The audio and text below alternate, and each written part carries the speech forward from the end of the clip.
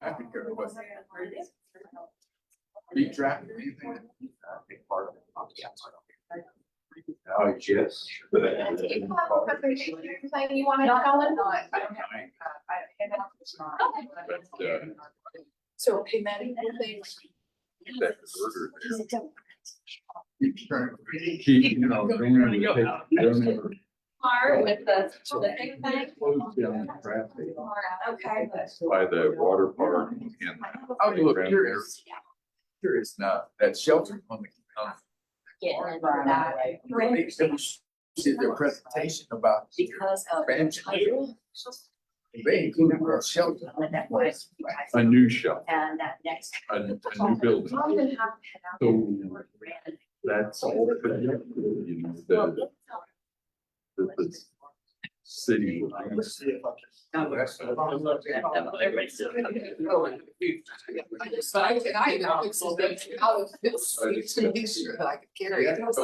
it was The manager over there on 17. the buildings are gonna be right up to the sidewalk. Parking and back, just like this house. It's gonna be- Right. Beautiful. Yeah, on those two problems. No, all of that, that picture, did I take a look? So I have those. I'll text you. Good, how are you doing? Is this- 10 years from now projection. But and a lot of that is retail, you know, and then at 13th and or 17th and Hillside. is Southwest. Get that. Great.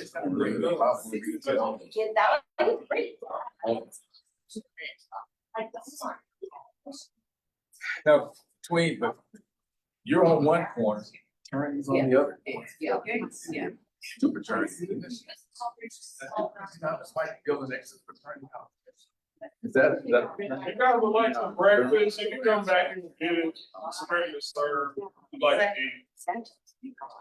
We got cooked up over there. Same, sausage. All right, good sis. That's good, that's good. Got rid of one of them, that it was replaced.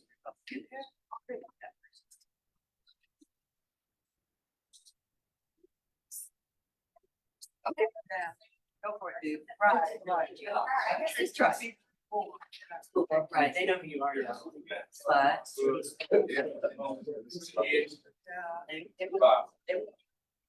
He's one of them. They don't care if anybody, they don't care. So your budget. They. Okay. Sir, That makes sense. Wait, Gotcha. That does make me happy. what's up, young man? It's not your fault. Eating off my plate. Okay. You got it?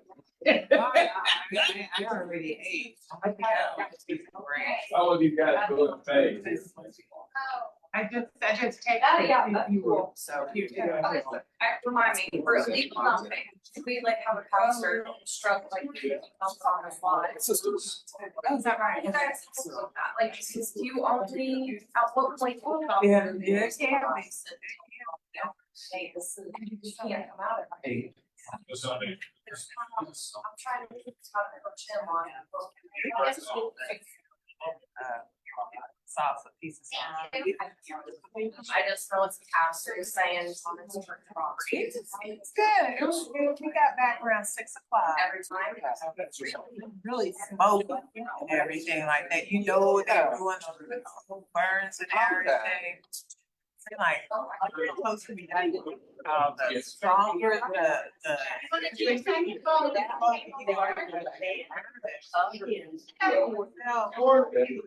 Smell off over there. Smoke or something. Yeah, I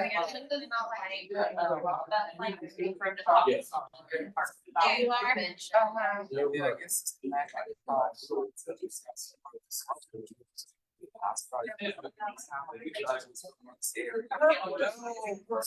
No, and now they on third side. Yeah, they're burning it. Yeah. I already ate breakfast. Let's go. Very and recently, we'll work on it.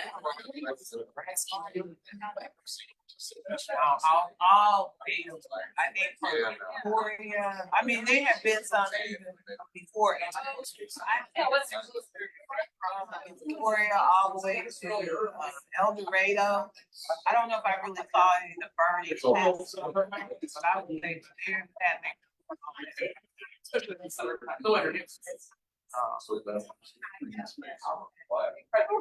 I've been thinking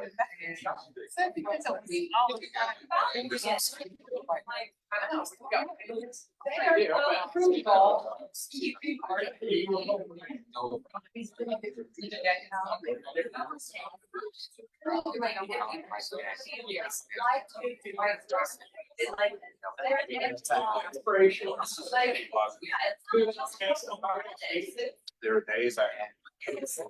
Natalie, I'm on the dad. I mean, some everybody has to work or yeah. Actually, And then he. I didn't see it. I was super fun. Yeah. I didn't go there. I just thought about here. I would have. Big fan, big fan. Do it yourself, see what she could say. I don't sit that one out. The long space out. Yeah.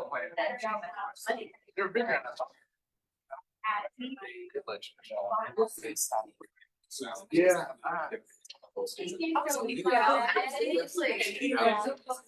Just have a place to have dinner. Okay, okay. It's almost, 15 take, there was that big house on that corner. And just that. I got there. Church is looking good. Grandma? Yes. Go work, see. I hope it goes. I hope it goes. Well, I know. Like, been inside? That's what, I don't know. Yes, but I not. don't know if they just. So, but I think they get almost finished on the sides. Now they're just out. They tore up the sidewalk.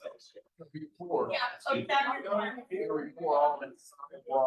Science, it's here up behind. Those two houses that are next door. Before. I don't know if It's gonna be an adventure.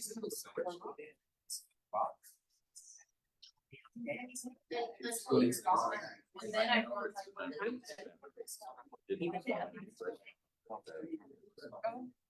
I tell you that. Yeah. Oh, it's gonna be. You know, and I get it. Yeah. That was a member. Anybody's talking. Yeah. I don't know how our association feels about it. Over the weekend. Well, Go on the board. I think he's acting. They're not here. No. Yeah. Same. Busy. Whatever. Great work. One down the corner. Yeah, that's it. So. The other old church. Now, I was in the military. Her older child. Yeah, yeah. I think it's right. I participated. Timothy. She has an older house. They're friends.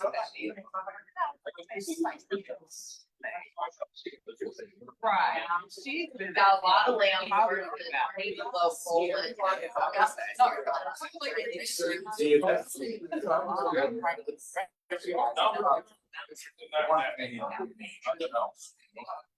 But what I'm saying is, even if she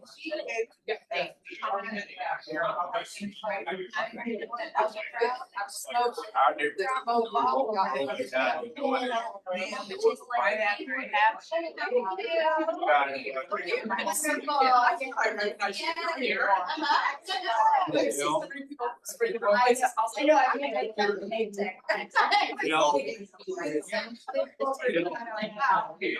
hard way. About. That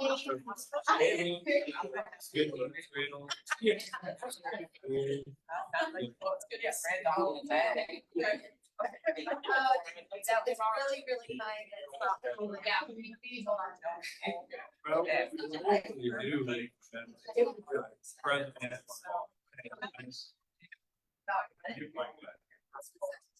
We only had like 3 on. It's on Zoom, but it's streaming to Facebook. No one's on that. How many, you don't? So we. That's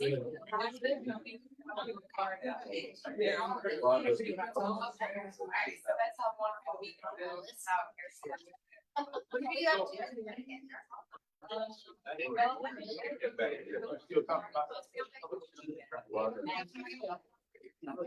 to? Right, good morning, everyone. Good morning, good morning. Welcome to the April District 1 breakfast. Glad to see you all here. Before we get started, I always want to give a shout out to Books and Breakfast. Got Mark here today, talk a little bit about that. Normally we see Mr. Donna, but Mark said he was gonna come up.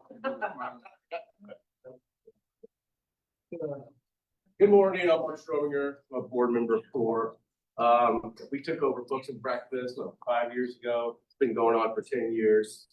Right now, we're currently at, French Quarter, where, the second, Saturday of every month, we have a warm breakfast. It's free for people to come in.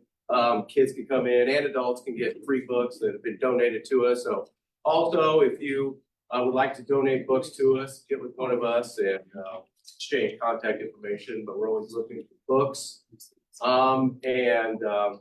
We do normally have little programs that we have each month. This month we have somebody coming in, a local author that has written a book. We've also done things with Emprise Bank, doing literacy programs. So just a good resource for the community and way that we can give back. So any donation, $5 minimum, if you'd like, to give to us so we can keep this going, that'd be greatly appreciated. All right, thank you. Now, where your French Quarter at? It's just northeast of 13th and Hydraulics. 1504 North Kansas. There you go. Yeah. Oh, just the community building that you can rent in the apartment over there. Those are park. Yeah. So if we have books, can we just bring them next month to the breakfast? Well, it's this Saturday at French Oh. Quarter. Yeah, we started at 10 a.m. So yeah, if you'd like to. Yeah. Great. Thank you. Can we? But that's too, yeah. That works as well. Yeah, thank you. Thank you, Mark. All right, thank y'all again for the delicious breakfast. They always make it hot and fresh. See that at the restaurants, they do it here for free, hot and fresh. Also today, we have Miss Mary Dean to talk about reparations effort that she has started and sent in some things to the city council for us to consider. So I'm gonna give you some time to talk about that. Thank you.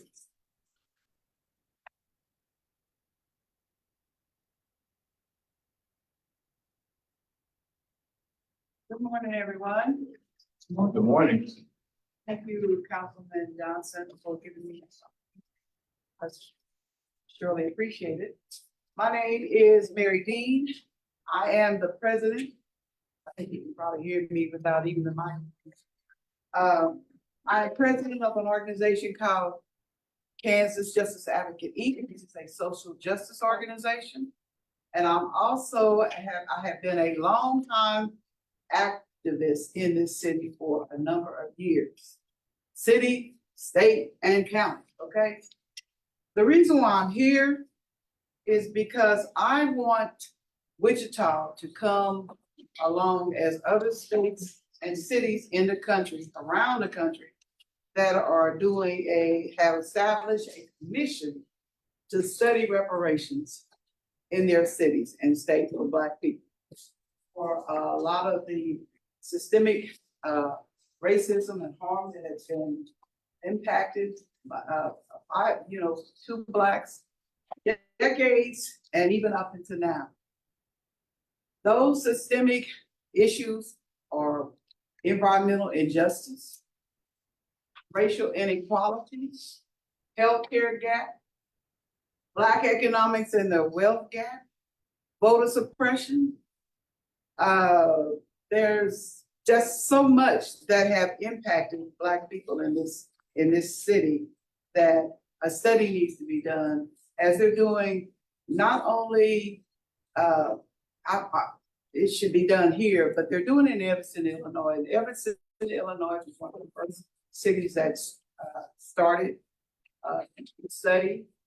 And as we speak, they have, and they did this 2 years ago. Yeah, they established their commission 2 years ago. And as we speak, they are dispensing $25,000 checks for people to invest in homes for generational wealth, because we still are dealing with home ownership and redlining home ownership and racial discrimination in that. Asheville, North Carolina has established a commission. We have Pasadena, California, Boston, the city, St. Louis, Missouri, Kansas City, Missouri, our sister state right down the street, has established a very commission to study reparations. And they have seated the commission. They have an advisory board that oversees the commission on how they're doing their study when it comes to getting reparative justice for Black people. The governor of New York last year passed a bill to establish a commission for the state of New York for Black people to study reparations. And as we speak this year, the commission has been selected and they are doing their thing. So I'm hoping that Wichita will come on board and do the same thing when it comes to doing a study for reparations for Blacks here, because when I was doing my research, I researched about Wichita, no other states but Wichita. And, we had environmental injustice stuff that's going on with water contamination and vapors and wells. We have educational inequalities. We're closing four schools? Four schools? Six. Due to lack of funding and everything, and who's closing, what schools are affecting what neighborhoods. And so there's a lot of inequalities and injustices that have happened in this city toward Black people. And I'm hoping that the city will establish a commission to study those and get reparative justice for Black people. And so the reason why I'm here is that I started a petition. I did an online petition as well, and it's still going on. But I did a physical petition because I wanted the city council people to understand that there is support here in this city to do a study for reparations for Blacks. So that's why I'm wanting people to sign this petition and let your city council person know that there is support here for that. So that's why I'm here, and I'm hoping that we can get that support. So that's basically all that I have to say. And if you have any questions, I'm here to answer. All right. So Mary, Yes, you're wanting the city to do a study? yes, that's the first step. Okay, so what would you like to see outcomes of reparation study? What are the outcomes that you would like to see? The outcomes that I would like to see is that the researchers, the academia that would make these recommendations would show that there needs to be reparative justice done when it comes to education, housing, voter suppression, health inequalities, the whole 9 yards. See what's on my shirt? A little bit. Yeah, and okay. Come closer. I'm old. Okay. All right, economics. This is what I want the city to do for Black people in Wichita, Kansas. And the state as well, okay? This is what should be done for Black people in this city. We have been impacted for decades behind these same issues, because of these issues. So I'm looking at economics, affordable housing, health and wellness, environmental injustice, and a paycheck. Don't Well, I said a paycheck don't hurt, okay. So because a lot of people, when they think reparations, they think check. And it's more than just about a check, okay? put that at the very top. Huh? Most of them put that at the very top. You know, I didn't want people to be scared, so that's the reason why I put it at the bottom. So I guess I'm still looking at, we're talking about outcome, the study all it will do is reconfirm what we already know. Study only just tells us that, hey, there's been some inequities, there's economic development that needs to be done in that area, there's health issues that need to be done in that area here. But I still want to see us come with, instead of them telling us what they want to do, just tell them what we would like to do and how we're going to participate. And that's part of the ordinance. That's part of the proposed ordinance, is that not only would the city have the opportunity to pick a person that would serve on the commission, the community, the organizations, and whatever would have an opportunity to do that as well, to make sure that what they're doing will be the right outcomes and recommendations for Black people. Okay, so, but I'm gonna circle right back, then we'll let it go. Okay. Mary, this is the part that amazes me. So I get it. We know the inequities have been facing our community and our people, this stuff of nature. But the one thing I always go back to, and I always give a lot of time to give reference to Tulsa and Black Wall Street. They had all that stuff, same thing, inequities, economics, all the stuff that they didn't want to share with you. They want you to live in a certain area, they want you to only have so much, and in spite of all those obstacles, and for the little resources that they had here, they faced those here, but they still prospered so much that jealousy and envy came in and tore them up again. And so I guess I'm trying to find the studies. Where did we drop the ball that we Got didn't too go on that? comfortable. Huh? We got too comfortable. And you think we're any more energetic about it? Because now our neighborhoods, even if they said here's $20,000, everybody go invest in buying a house. Well, what house you think we're gonna buy in a neighborhood we let go down? Well, hopefully people will be energized to do the right thing when it comes to their grandchildren and their children. That's who we should be fighting for. We old folks, a lot of us got too goddamn comfortable when we were able to move out of our neighborhoods and go somewhere else that we really weren't welcome in. So we need to do the right thing for ourselves and establish or reestablish or renovate those neighborhoods that you're saying are going down. We have that opportunity. And so I think we have that opportunity right now, even without the reparation. It's just bringing us to the table, us having our own plan. We're in an area that's been least developed, overlooked, and done this here, all around our perimeters in here, from the other side to 35, all the way up to Hillside, going on that direction. The state and the city are reinvesting in growing those neighborhoods. You talk about the Love Station and going on down toward Broadway and Industrial Park, going on that way in here. They're investing money, our money, other people's money and stuff, but we don't go to the table and say, hey, we need to see that same development. We need to see it now in this thing. Don't wait on reparations for us to go do it, because we're paying into it now, been paying into it now. Why don't we see those economic developments and those projects in our neighborhood? Because we're not consistent. on what it is we need to talk a lot of game, but we ain't out there doing.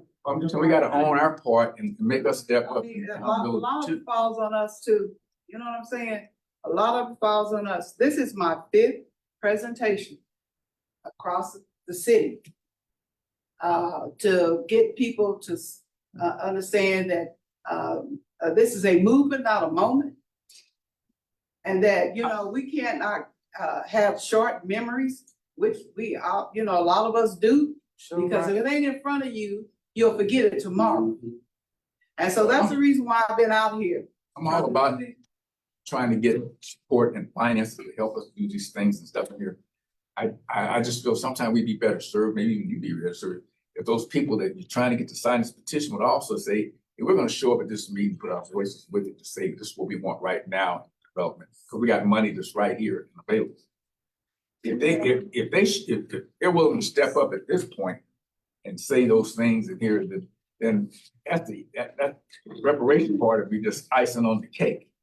But they gotta show up right now. They gotta show some intention and some legitimacy that, hey, we want to see these things.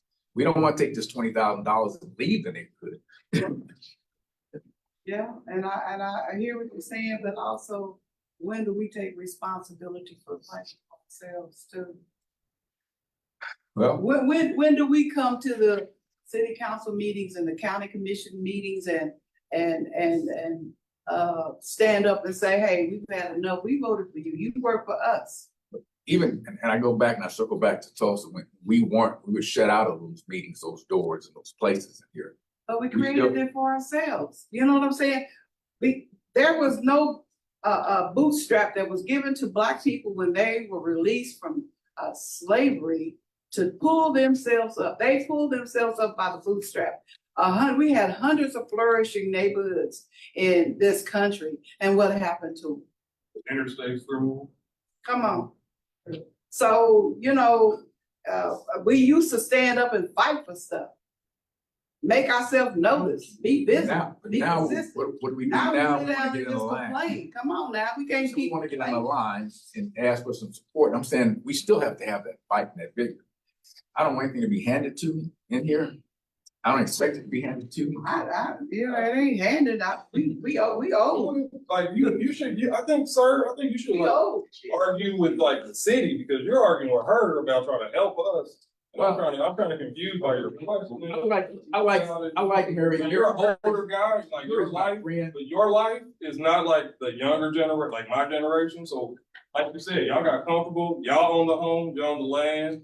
But how much of that are you actually passing down the knowledge? A lot of older people I run into, y'all gatekeep, right? Y'all don't want to pass it down. Y'all don't want us to have the knowledge. And listen, sir, listen, you talk a lot. Let somebody else speak. You said like 13 questions, right? None of them have been solutions. You can question this woman who's trying to help us. You're like, well, what about Tulsa? They got destroyed by racists. Remember, that's what happened in Tulsa, right? So yeah, we did it, and then it was destroyed. So she's saying we need to get restorative justice for that.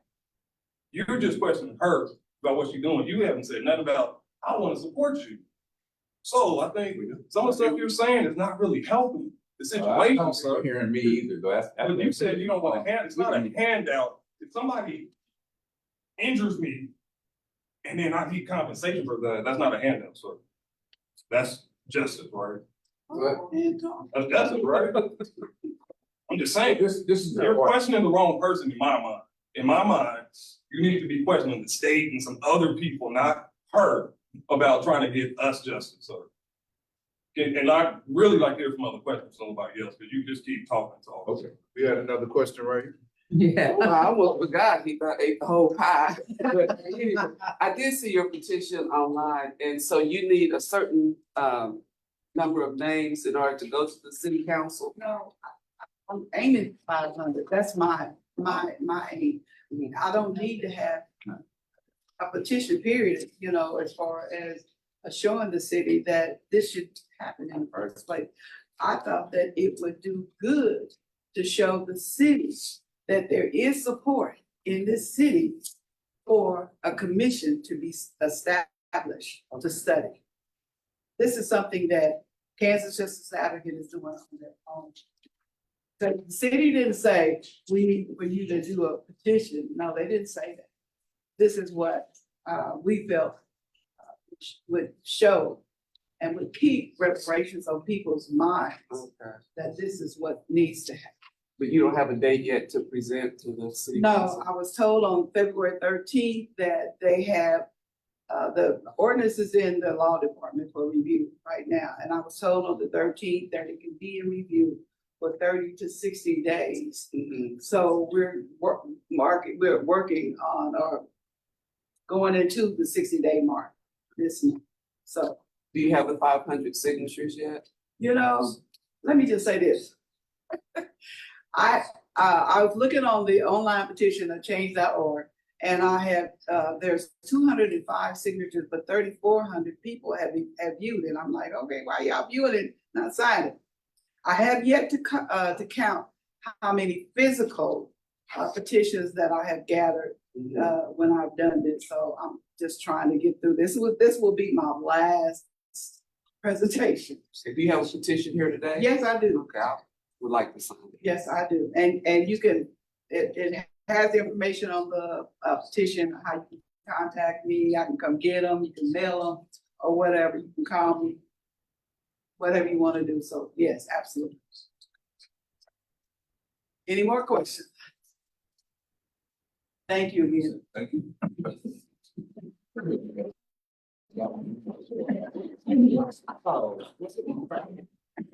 So just an update on that, as Elder Dean said, she did submit that to the city. There were two pieces to what she submitted. There was a resolution and an ordinance. Law is looking through the resolution. I think the resolution's almost done. The ordinance really has to match kind of what we can do as a city, so that took a little bit longer, but just so everyone knows, before it comes to council, she will see it, if she submitted that. If she says that's good, that's going to the Diversity and Inclusion and Civil Rights Board for them to review, and then it will come to council. So all the signatures that she can get before it comes to council is great. And even when it goes to that board, because they'll probably see that as well. So there's still some time. Here in the next week or two, we can get her the city version so she can see that. So it's moving, it's just moving up a little bit slow. Yes, thank you very much. Also, I want to say, I don't know if any of you know Cindy Donaldson. Please keep her family and her in your prayers. She may or may not be. Where is this petition so we can sign? Yeah, where is, so we can sign it? Yeah. Here. Yeah, I will. Who's coming this way? And thank you again. As she hands that out, I should have did this when we started, but I do want to acknowledge USD 259 board member Diane Alvarez. So she comes to these meetings when she can, always invite other electeds in the area. So glad to have her here this morning. Before we jump into the presentation of the hour that I know everybody wants to hear about, I just want to remind you all of some updates when we get done. I'm sure there are some things that you all want to talk about, perhaps some updates on. So we will talk about that, but we'll jump into it. I always enjoy having this breakfast, especially this time of year. Grass is growing. We start hearing from people about tall grass and things early. Some people know the address of where it's going to be tall even before it grows. So this is a good time to hear about that whole process, from complaint to what it looks like to go through condemnation on blighted property. And just the reminder that I know they're going to give you too, that everyone gets due process. So let us know about something that still may take a while, but they have a right to go through the process as well. So turn it over to Ms. Kaylin Nethercott and Chris Labram to talk about the awesome MABCD department.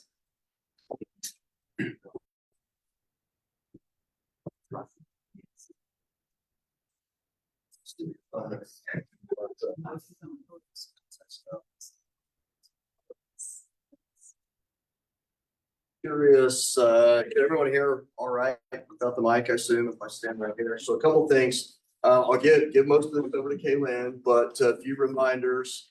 I think most of, if not, I think all of you have probably been here when we talked about a little bit of the overview of the department, but there's 3 divisions within the metro area building construction department.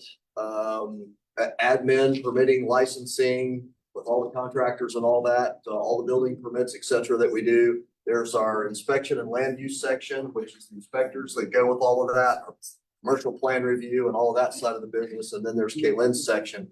So we have 85 total employees in MABCD. 25 of those are Kaylin and her group. We do stay pretty busy, so we try to get to everything, but we are a complaint-driven department. So that if there is a complaint in a neighborhood, we're not just going to only address what was complained about. You know, what's good for the goose is good for the gander, right? So if someone complains about an area or an address, we will do a look in that area.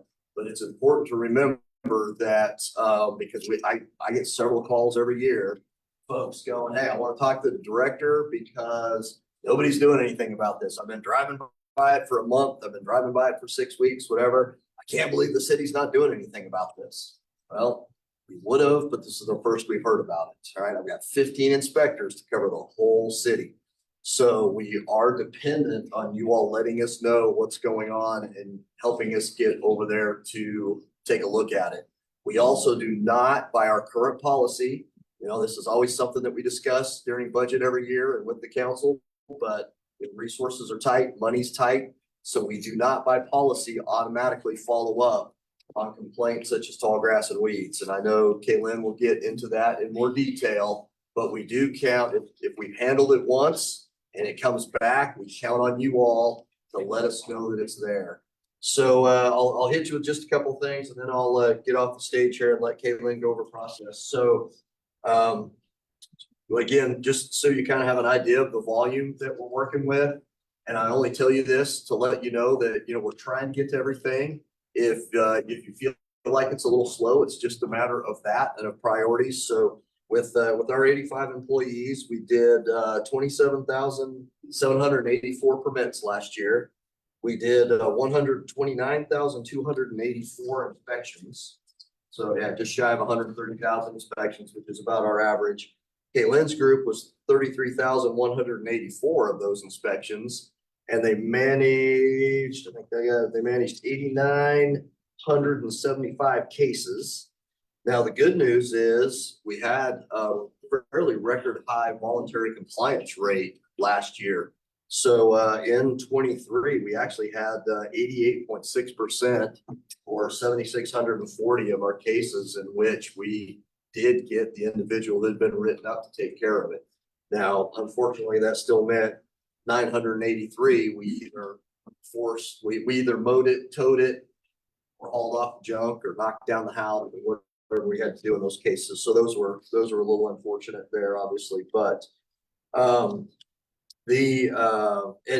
luckily the building side of business has been good, which helps to support neighborhood because we're limited in how much funding we can use, but we do get to use revenue money to help prop up Kaylin's operations. So it's not quite half and half right now. It's actually a little more tax dollars with some of the increases we've gotten, but it's close to half and half. One good news that I want to let you all know is starting in this year's budget, which will carry into next year and beyond, we've started to get some money to help that's purely revenue dollars. So this is all coming out of building permits and what the contractors, of course, some of that's homeowners, but we can get a permit to do work. We're being allowed to take some of that money and put it towards fighting commercial blight or blight with commercial properties. So that will help a little bit. It'll take a little bit of pressure off of Kaylin's budget and keep us going there. One big thing that one thing we continue to see is a lot of activity and issues with illegal dumping. So we actually spent $334,126 last year picking up illegal dumping. And that is a lot. So that is a big chunk of cash that could be put to something else.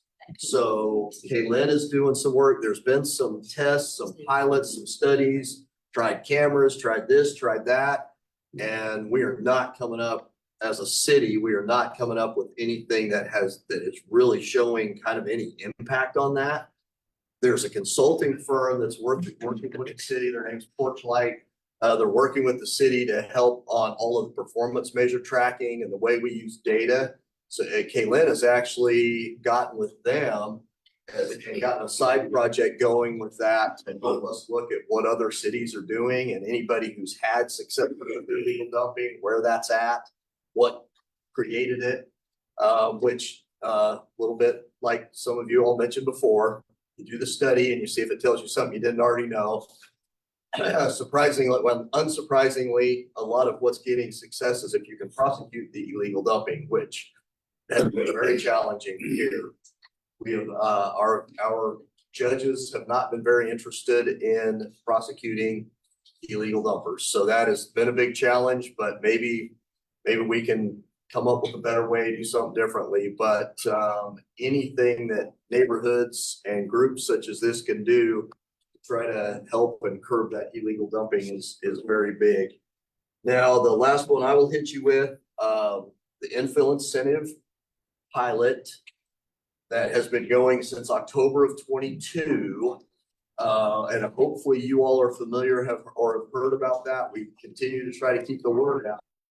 So formative areas of the city, and I don't know if there's enough copies for everyone, but hopefully you're where you can see it. I probably should put it up on a slide, but if you can see this sheet, so the areas in kind of in the pinkish color here, the reddish pink, those are what are considered formative areas of the city, right? So maturing, aging housing, where a lot of areas where we see our neighborhood cases, areas that need help, need assistance. So anyone who pulls a permit for anything related to residential improvement in those areas gets a free permit from us. So since this program started on October 3rd of 22, we've given $162,000 worth of free permits in those areas. So we. Zip codes. What are the zip codes? Oh, that is a great question. I can't remember them off the top of my head, Ms. Bostic, I'm sorry. But we can get you the basics. These maps are on the website and there's some in there. With that, so we can get you we can get you some better info on that. Because they're not exactly defined by zip codes, but you can get kind of close with some of those. But one piece is to remind of that, and then another one that I wanted to make sure I specifically pointed out here is if you look at this map and you see that green box right there. So that green box is basically Grove to Washington and 9th North to 21st North. So the 9th and Grove area, like I said, Grove to Washington, 9th to 21st. And we know that is an area, again, just as you all discussed, right? That is an area that has been dealt a dirty hand in the past. So if you look at that second sheet, this right here, this picture right here is what the floodplain is for that area there. Right, so and that means that anyone who has tried to renovate, remodel, add on, or even build on a vacant lot in that area had a very hard time doing that because you were limited by floodplain restrictions. Now, with the Brewer Community Center project that is taking place, so when that project came in, we identified that there was going to be an issue building that the way we wanted to as a city because of the floodplain. So, right, we were going to not allow ourselves to do what we wanted to do because of the floodplain. So they're kind of a long story, but Public Works was removing a few bridges in those areas to help with drainage. We got them to add a few little things to those projects, which gave us a chance to apply with FEMA to get that area out of the floodplain. So that has been successful. Now it's not completed yet. FEMA has approved it. It's got to go through some public comment period. They have a waiting, very government-like things that they do. But so we expect that to be finalized this summer. We're hoping for the first part of June.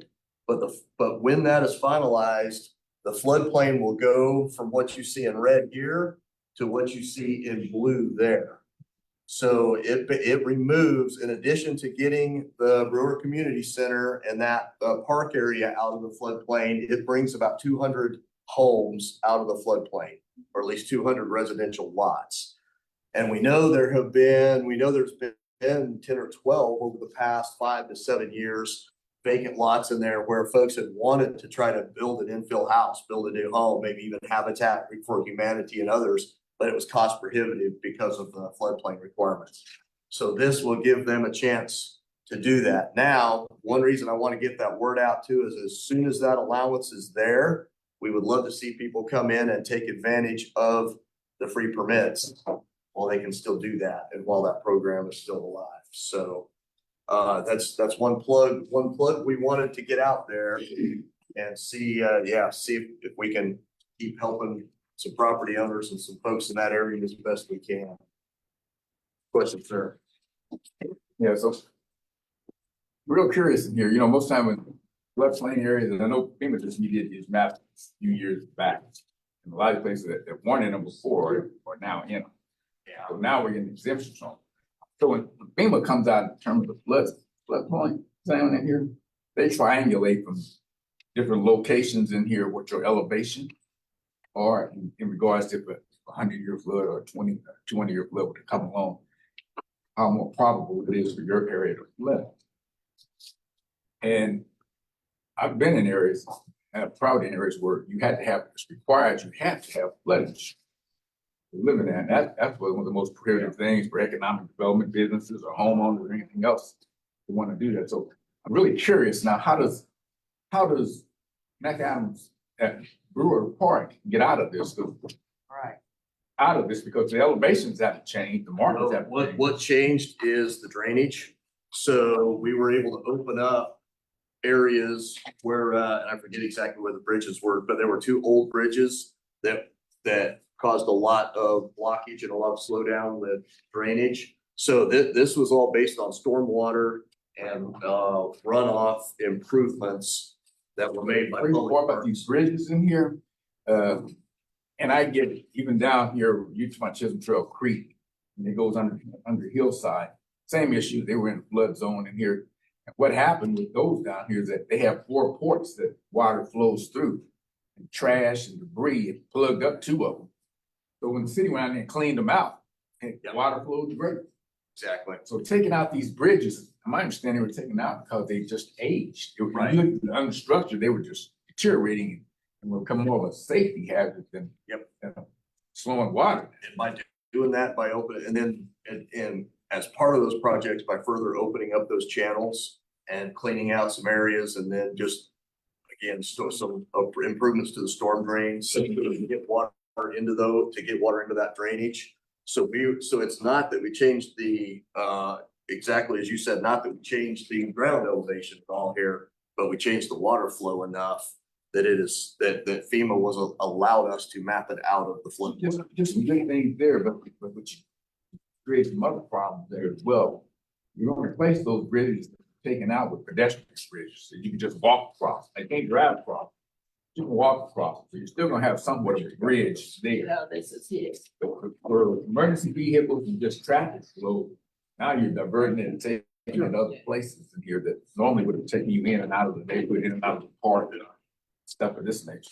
That was gonna happen anyway. So, I think, yeah. How much is a permit, since you're saying that's, you're coding that as plus, how much is? So depend, what are you looking to do? Well, in these pink areas, is it just a building permit? So anything, building, electrical, plumbing, mechanical. So Okay, if any you of were those going types, to- all permits Yeah, are free. so if you were gonna come replace a water heater, Okay. that's only like a $35 permit. Oh, okay. So it's not a lot, but at least it's a few bucks. Okay, any type of permit. Yeah, similar with like an air conditioner. Now, if you were going to build a new house on a vacant lot in that area, then it'd save you $600 or $700. Oh, okay, and then also I have another question, you said it was like $33,000 to remove, with illegal dumping and stuff? 330. Oh, 300, okay. Yeah, that's what we spent last year picking up illegally dumped tires, trash, mattresses, Well, I do have an idea, I don't know if it worked, but I know in Oklahoma City, they have a free, each residence, they have a bulk pickup. So you tax the people, so they're paying for it anyway, so there's no reason, if you got all this bulk stuff, just stick it out in your front yard to pick it up on that, that's my Also, solution. they both do it, they attach it to the water. And we do know of help. I know they do bulk, once a year for me, but. The difference, if I may, Yeah. the difference is they have a single trash hauling service in those cities. Provided by the city. And we have, Really important. We have 7 haulers and all of them can be on your block every week. And you have to pay them feels like big money. But if it's costing, so what? If it's costing, Who would come and pick that up? The trash hauls. you contract with your trash haulers, whoever wanted to participate. They don't want to participate in that? Is that what you're saying? Or you've already? She's right, trash is picked up, low income, high income, every year, as a trash pickup. Those who want to participate, and you just, I assume you checked it out since you said who did it. I have, And is it like they won't get paid enough and they don't want to do So it? not every trash hauler has the ability to pick up bulky waste. So you have to start narrowing down, number one, who has the ability to do it, who has the willingness to do it, who has the staff to do it. It becomes more complicated when it's not a service that's provided by the city and included as part of your utility billing. Now, I'm all on board with that. I'd love nothing more than having it put on the side of the road and having a single trash hauler come through and pick it up. Logistically, it is a challenge to do that, given the way that we're structured in the city of Wichita for trash service. I'll just say that. Like a structuring problem. it's also not free. That's the problem, is it's not free to have them pick up bulky waste. You can tell them what you want them to But pick they're up. it already can be paying up- 330. Somebody's paying for it. That's what I'm saying. The dollars are already being Coming out of paid. a budget, at some Yes, point. it's getting paid Comes out for. of it actually comes out of a public works budget. Our Post tax land- dollars? No, it comes out of landfill fund. So that is not a tax fund. Yeah. So You know, it's, from landfill fees. we're pushing for a nice, clean city. Hmm. Nice, clean city, that means all of them. Downtown, our area, other area here.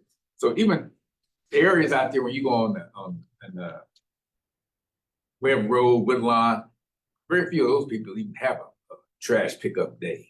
And here, there's a normally just picked up with the regular trash, or they pay someone to come haul it off, or they do some things, so they don't have the issue, but when you attach this to a utility bill to someone else, then you're collecting more money from everybody to help soften the load on everybody. So even reducing it, getting it out here with accessibility, is we all get a clean city, we get everything else done. Mhm.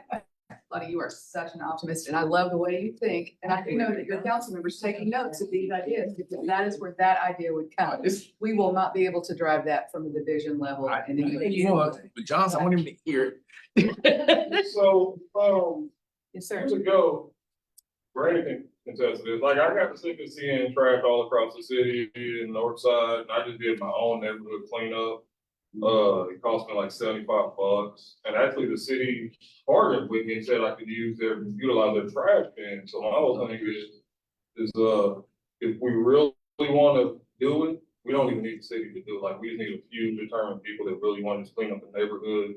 We cleaned up the Red Bud Trail all the way from I-35 to Hillside, and then, like I said, I've done multiple neighborhood cleanups, but like I said, it's just, I know you're talking about who's gonna pay for it, but like, it's really not that expensive. And if we really, really care, in my opinion, we will figure out a way to do it. Like I said, I didn't need the city permission to go pick up trash. I don't need anybody's permission to pick up trash or bulk waste or anything. It just takes a little determination of what actually want to do it. So like I said, we can sit here and talk about who's gonna pay for it instead of just be like, hey, I got 20 owners, I got 20, like 4 people literally could fund a neighborhood cleanup. And like I say, if we really care, you would just show up and be, clean up the neighborhood. So, it's not, I think some of us are making it way more complicated than it has to be. Like, we really don't need permission from anybody to just do a neighborhood cleanup, time, date, location. I applaud you on what you did and how you helped out, just taking it on by yourself. And here, I guess the question I have in here, you really care. my question is, people who, if we really care, they wouldn't dump. Start. But that's like saying, why don't criminals follow laws? Because they're criminals, sir. So if they're doing something illegal, they don't really care about the legalities of it. These are slumlords, or whoever that is dumping tire distributors, or whatever, that don't want to pay their costs. Those people are gonna be around, what I'm saying. So if if we really are sick of it, like I'm saying, if you're really sick of seeing it, we need pick a location, work on that location, and then we can progress around and really get it done. The city is willing to cooperate. I know the city is willing to cooperate. I take your argument here, if criminals are gonna be criminals in here, and we just take care, then why do we stop trying to increase more police force and just have neighborhoods police themselves? And make sure we don't have all the crime stuff. Well, again, police don't stop crime, sir. So, I didn't know, I want to get off topic, but all I'm saying is. Can I just- All I'm saying is. Maybe we'll have a cup of coffee afterwards, cause. That's all I'm just saying, I hear what she's saying, and, it's just like, it's really not that hard, like, I just, like, at the start of the grassroots level, was just not. I take it, we probably provided the dumpsters for that. I'm sure. like- Because usually that's a lot of, yeah, I'll get. because that's a lot of the stuff we can kind of do to help with that. So if you organize it, the big expense there is obviously getting the junk hauled off. And we see that, neighborhood cleanups and all that help. It's hard to get enough of those. You'll also see generally that you could do a dump day, put several dumpsters out, have people dump in them. And studies will show that if you go back to that neighborhood in like 2 months, you can fill up the same number of dumpsters a lot of times. Yeah. So, it It's is a great way to go about it. It is hard for us as government to get enough of those events lined up, to put that big a dent. And when we get to illegal dumping, yeah, we're talking about folks who don't want to pay, they don't want to wait, they don't want to do whatever, or maybe they even got paid by someone else because they're advertising themselves as a trash hauler, and then they just know where they can get away with going out and chucking the stuff, and they know that we won't let it sit. We'll have to go get it for safety purposes. We got some problem areas, we can talk about it, y'all can talk to me, and we can put it together, and we could be cleaning by next month. Like I said, maybe you all can huddle up afterwards and make a plan for that, so. But in the meantime, if I do have some important information to share, if that's okay, can we move on just a little bit with that? Thank you. So neighborhood inspection, how many of you have submitted a complaint to neighborhood inspection before? You mean like illegal dumping? Anytime. That's a very small portion actually of what we do. How many of you have seen Chris and I talk about this before? I figured several of you, yeah. So, neighborhood inspection, Chris has gone over a little bit of how we're structured. Several of the things that we help you resolve in your communities are residential bulky waste. That's not always illegal dumping. Sometimes it's on private property. We do work with boarding up unsecured residential structures. We work with condemnations, both on an emergency basis and then on what we call a regular condemnation that goes through a much more formal process.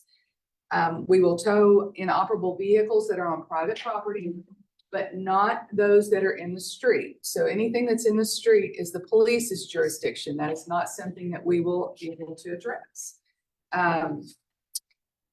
We'll do some residential zoning, and I call that residential zoning light, because the things you'll see us address are parking over a sidewalk, or if somebody's got an RV in the front yard in the wrong place, it's not on a hard surface, that kind of thing. If they're trying to build a shed, we'll check for location, those kinds of things. So it's very light on residential zoning. Probably the big two, and we've covered illegal dumping pretty thoroughly, but I do want to touch on that. Illegal dumping in tall grass and weeds. This time of year, we tend to see a lot of attention on both of those programs. If you see illegal dumping, not necessarily in progress, but the remains of it, please report that to us as quickly as you can. The areas that we're going to address are rights of way and alleyways. And there tends to be a ton of that in older parts of town because of how the alleyways are structured. They're sheltered. A lot of them are dead end. They're meccas for that. People know that they can pull in there and dump things very quickly. There's a very low likelihood that anyone is going to see them. and that they're actually going to get caught. What happens then is one tire will become 10 tires, and 2 mattresses will become 7 mattresses if we don't get out and pick that up very, very quickly. So the program we run, which again is funded through landfill funds through Public Works, it is not a preventative program. It is not a program that's meant to, I mean, we could prosecute if we can get a tight enough evidence pool to do so. But the purpose of the illegal dumping program that we run as of right now is to quickly and efficiently get those things cleaned up in your neighborhoods. Okay, that's what it's for. And we do that. We do that very, very quickly. Now, just to give you some information about that, we're running at about 40 to 50 work orders, which means individual sites a week. So when the program first began, that program was designed, if you go back and look at the original specs for contracting and that sort of thing, it was designed to have 10 to 15 work orders a week. We haven't done 10 to 15 work orders a week in years, right? So we vaulted way up on that volume. So we're running about 40, 50 work orders consistently. In the summertime, that will jump up around 70 to 80. So what that does is the original intent was a turnaround of about 72 hours to pick up those items as they're reported. That's unrealistic given the volume that we're doing. We simply cannot do that. So we have contractors that we've engaged. We give those work orders out. They generally take a day or two at the end of the week, and they do it all at once because they have to mobilize equipment. They have to mobilize their trailers, their staff. What I would say is that the amount, the volume, the sheer volume of what we're picking up is growing. So the piles are getting bigger, for lack of a better way to say that. Last year, in that illegal dumping program, we picked up 6,960 tires. Our inspectors that go through the neighborhoods responding to complaints picked up just over 1,000 tires themselves. Because if there's 1 or 2 just around, they'll stop and get those. They're not gonna come back and turn in a work order and have a contractor do that. That will save us a little bit of money to not have the contractor mobilize on those. We picked up 749 mattresses, so that's a huge problem as well. People don't have the means or ability to always dispose of mattresses properly, so we see that. And then in terms of tonnage, we picked up just shy of 550 tons of waste through the illegal dumping program. So it's a big volume. As Chris mentioned earlier, we've not found a good solution to preventing that yet. But we certainly are looking at that, and we're looking at what other communities do as well. And again, I am very jealous of the communities that have single trash haulers. They are in a much better position than we are to address that wholesale. So there is merit to the suggestions that you made, but that would be much harder to implement in Wichita because of how our trash hauling structure is put together. So that change would have to happen at a much higher level than just in the neighborhoods. So now, second thing I want to touch on is tall grass and weeds, because who has mowed their lawn already at least one time? Anybody? Yeah, you have. Yes, you have. So the official start of tall grass and weed seasons 2024 is Monday, the day of the great eclipse, coincidentally. So the reason it starts Monday is because our first and only publication was yesterday. So here's how this works. We're required by law to do one blanket notification in our legal publication of record, which was yesterday. And then as complaints come in, individual property owners will receive one certified mail notification that they need to mow their grass. If they do not, then we will assign that to a contractor to be mowed, okay?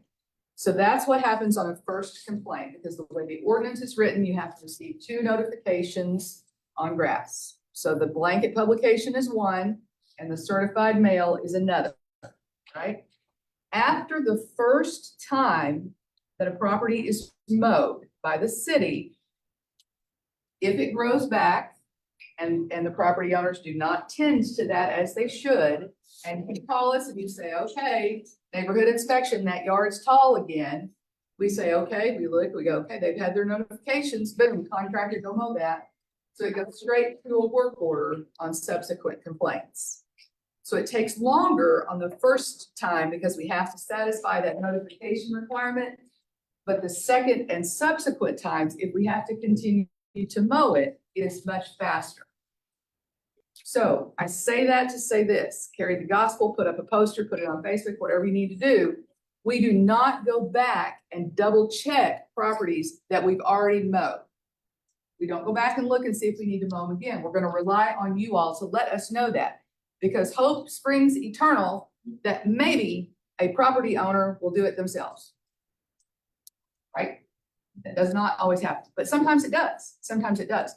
Now, so that's a little bit about the process. We'll take your complaint by email, we'll take it by portal, which we'll take it by phone, however you want to get it to us, we'll take that complaint. Now, let me kind of reverse that script a little bit. Let's say that you all know your neighbors, right? You know your neighbors, you know your neighborhoods to some degree. Let's say you've got someone who is in a temporary hardship, right?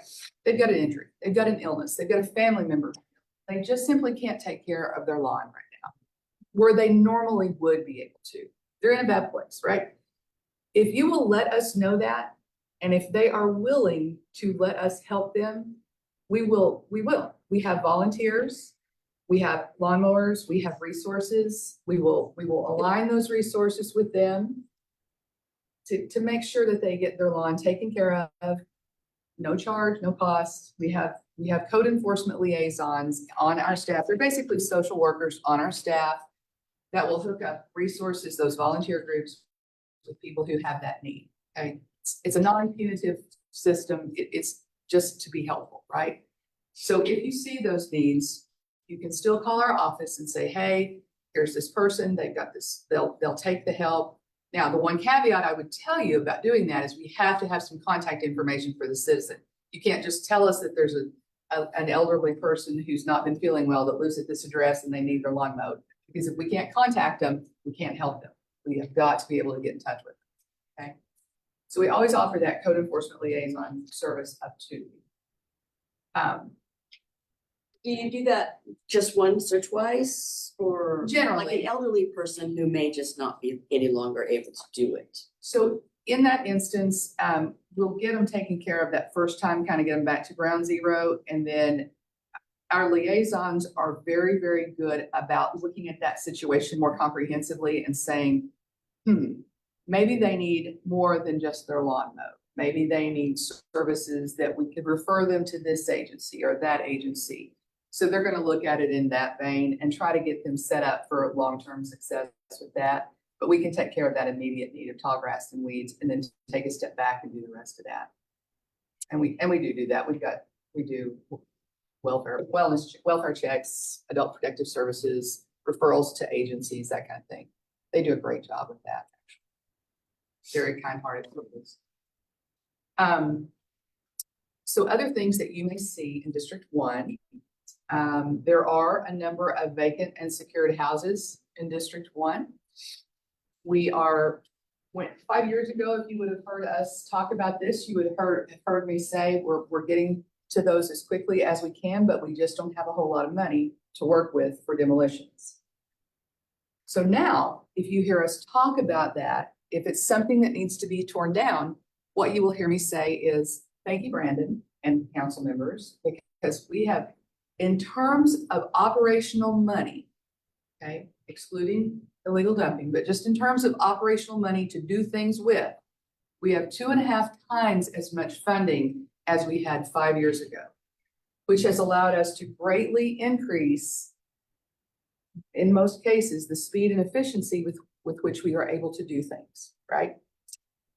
Including demolitions. Now, some of the processes are still long. Chris talked about due process, legal process. They're still long because people have a lot of opportunity to salvage a property or to talk to us about what they want to do or to see if there are resources available. Doesn't always, it doesn't move quickly, but it moves, right? It moves. So we're in a much better position now to handle things, like I said, a little bit more efficiently, a little more quickly, because we don't have to artificially stop because we don't have any money, right? We don't have to quit in the middle of the year. So thank you for that very much. 2.5 times what we had to work with in, like I said, just 5 years ago. Some of that money that we would have hoped to get to some of these just deferred need condemnations is what I'd call them, has been deferred even more because the need for emergency demolitions continues to grow in our community. Ton of house fires, a lot of things that are have to be dealt with more quickly than a formal condemnation because they are a danger of collapse, they cannot be secured. So we have to deal with those much more than what I would have ever realized that we would need. So when Chris talks about cases, right? We talk about case types. When those complaints come in, we're going to open cases in most instances. So we've talked a little bit about tall grass and weeds cases. We've talked a little bit about demolition cases, right? We will also open housing cases. So if there's things that need to be painted, let's say, or they've got the siding needs to be replaced, exterior kinds of issues, or if there are interior types of issues that an occupant, usually a tenant in a tenant landlord situation, will let us know. We will address interior deficiencies as well. So those are housing cases. Then we have board up cases. So those are when things are unsecured, open to the elements, open to vagrants, open to animals, critters, that kind of thing. Inoperable vehicles, so that's a tow case. So we manage everything in a case-based system, right? That's driven for several reasons, data tracking and just how do we manage it. But because each of those cases has a different process for how we reach resolution, right? So we have to work that through because obviously how you get a vehicle towed does not look the same way as how you get a house torn down, right? So you've got processes that support that. Now, as Chris said, we're pretty good at getting compliance. 88.6% of the time, we are able to get people to do things on their own, but we earn our money in that 11.4% where we don't. So that's where our 5 forced actions come into play, right? So we're gonna do some kind of forced action usually, which is we're boarding it up, we're towing it, we're mowing it, we're abating it, or we're tearing it down. Those are the 5 actions that we have available to us where we can drive something to the conclusion. Now, one thing you notice on that, none of those fit a housing case, right? Like siding replacement or roof replacement or those bigger ticket items, not a house to be demolished, not a house to be secured, a house that needs to be repaired, either on the inside or the outside. So on those housing cases, the option we have, if we can't get voluntary compliance, is to interject that into the environmental court system. Okay. So, and we can do that. We can write a UCC, Uniform Criminal Complaint. We can have that served to an individual. We can invite them. We invite them, you like that, to come to court. Sometimes they come, sometimes they do not. So that can result in a lengthy adjudication process that may or may not actually result in something happening to repair that house. Okay. So housing cases are a challenge for us. There are a ton of those in your area. That's why I wanted to mention that. We're looking at that to see if there's any other way that we can work at those to see if we can speed that process along a little bit. But as of right now, that's the option we have available to us. Now, I would say this, almost always as we talk through these, somebody will go, well, I have a question about that blue house on the corner. And then they'll go, well, Kaylin, do you know about that blue house on the corner? And I'll go, nope, I don't, because we deal with 9,000 cases a year. I'm just not going to have those powers of recall. But what I do have, I've got small index cards. If you have an individual property that you have a concern about, if you'll put that address on one side of the card and your contact information on the back, and just give those to Cameron.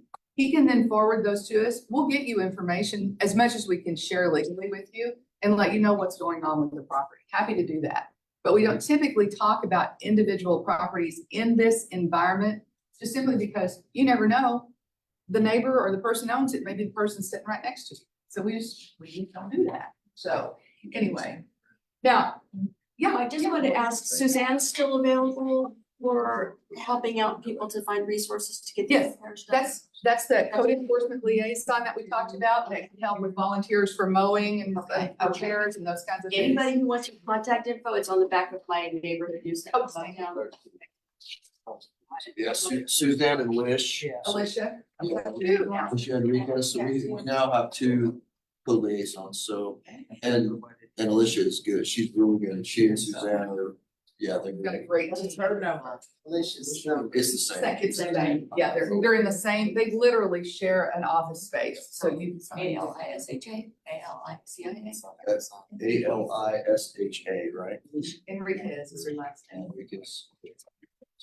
All right, so we've kind of thrown a lot at you in terms of just stuff, random stuff. We could talk all day about this. We love it. I love helping things get done in your community. Doesn't always happen as quickly as we'd like. We never get to everything, unfortunately. We just never get to everything, but we're trying. You know, as gracious as council has been to give us additional operating money, which we desperately needed. Our goal was to try to get to the point where we could run all of our programs for 12 months out of the year. Because previously what we do is we could run for about 3 or 4 months and then we have to stop because we run out of money. So we got some more, and then we could run for another 2 to 3 months, and then we'd have to quit. We'd have to back it, stop for a little bit because we wouldn't have any money, right? So we'd have to, it was just like steady progress and fits and spurts. And so we wanted to get where we could just go full bore, 12 months, and we can now. But you know what the downside is of that? My staff is maxed. We haven't added any staff. So now we're gonna slam up against the wall on what we can do because we've maxed our capacity, in other words. So I say that, you know, it's been our goal all along, and we're there. We are maxed. So hit me with questions. Open season. Shoot me down. Yes, sir. Yes, I have an area in my neighborhood where we had a probably 25, 28-foot trailer that was parked on the street. I called the police department. They came by and tagged it. He moved it. It was gone for about a month. It showed back up, parked on the street again. And police came by, tagged it again. They moved it, parked it in a vacant driveway. And I reported it. They moved it again. It was gone for about 3 weeks. Then it came back and they got the thing, and I don't know how they did it, but they got it back down the driveway, clear in behind a house. And it is still sitting in the backyard. Is that legal? Technically, no. I mean, it's not just a travel trailer. I mean, it's a live-in trailer. Like an RV, Pardon? like an RV. No, it's not an RV, but it's a big, huge, Mobile home? Fifth wheel. yeah, like a fifth wheel trailer. Okay. So this is where we'd have to see it for me to provide the best answer, because there are allowances for storage of those kinds of things, but then you go, well, okay, is it on a hard surface or a soft surface? Is there somebody trying to live in it? People is living in Okay, are they doing bad things out of it? it. At one point. in Yeah, time, that's what I figured. Why don't you write that down for me? Okay. That's my first question always is, We'll check it out. yeah, does it have wheels? Does it have all its parts? Can it be moved or is it scrapped? No, I think it's still. Intact? It's still intact? Okay. If you will, just put the address down on it. I'll have to. When you say, is it legal? The answer is probably not. What can we do about it is a little bit more complicated typically. Thank you. I didn't hear pins. But yeah, I have a whole litany of questions on RVs, and like I said, do they have wheels? Does it have a motor? Is somebody living in it? Are they running a crime ring out of it? You know, we have to kind of sift through that a little bit before we know what to do about them. Just a word about RVs and boats right now. We're in what we call use season. From April 1st till about October 1st, people will sometimes report about them being parked in driveways and that kind of thing. We don't get, as long as it's obvious that they're using them for recreational purposes and they're just parking there, you know, until they take it to the lake the next weekend, we don't get too worried about that. This is not that situation. It does not sound like that at all. So thank you. I'll look, did you put your name on the back of it? No, but you. Thank you. I actually have a whole few pins and I could loan you my fancy pen that has the like diamond on the end of it, but you know, it's a little bougie for all of this. Here's the cover. All right, so what other, yes, ma'am. You said you all give tickets to people who park across the sidewalk. I mean, they have a driveway, but like my neighbor, they have this huge truck that goes past the sidewalk. And when I want to back out, I can't hardly see because the truck is tall and it goes past the sidewalk. What we will typically start with on something like that is an advisory notice to let them know that they're not supposed to be parking over the sidewalk. Because a lot of people do not know that they're not supposed to do that. So we'll start with a very soft-handed approach on that first as a courtesy before we do anything else. Because our only option for that would be to take them to court. And that's not probably what we need. Yes, ma'am. Questions. Yes, ma'am. The first one is, what if the alleyway has been used over years? Where I live, it used to be an alley, but now it's like it's not even there anymore. Because people building fences all the way up to the property, you know, adjacent to it and things like that. In terms of Trash dumping and stuff like that.